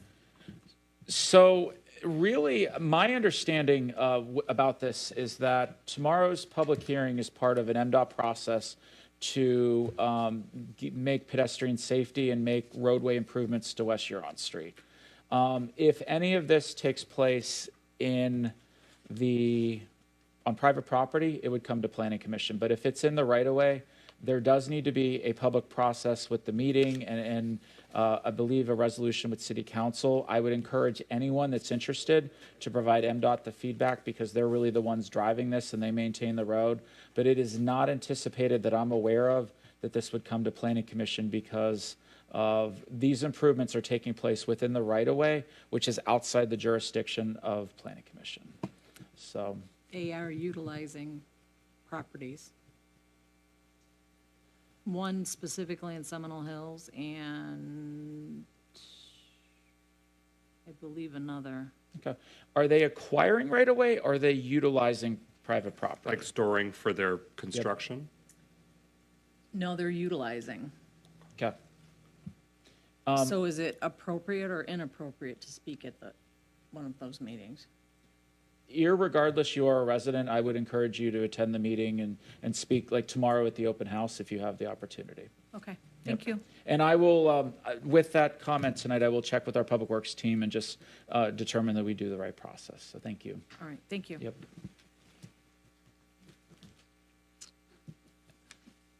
Okay, then it looks like our next regularly scheduled meeting is Wednesday, December 6th at 6 p.m. And we are ready for an adjournment. All in favor? Aye. Yay. Aye. Motion in a second? Yeah, I need a motion in a second. All right, you got 5 of us. Thank you, everybody.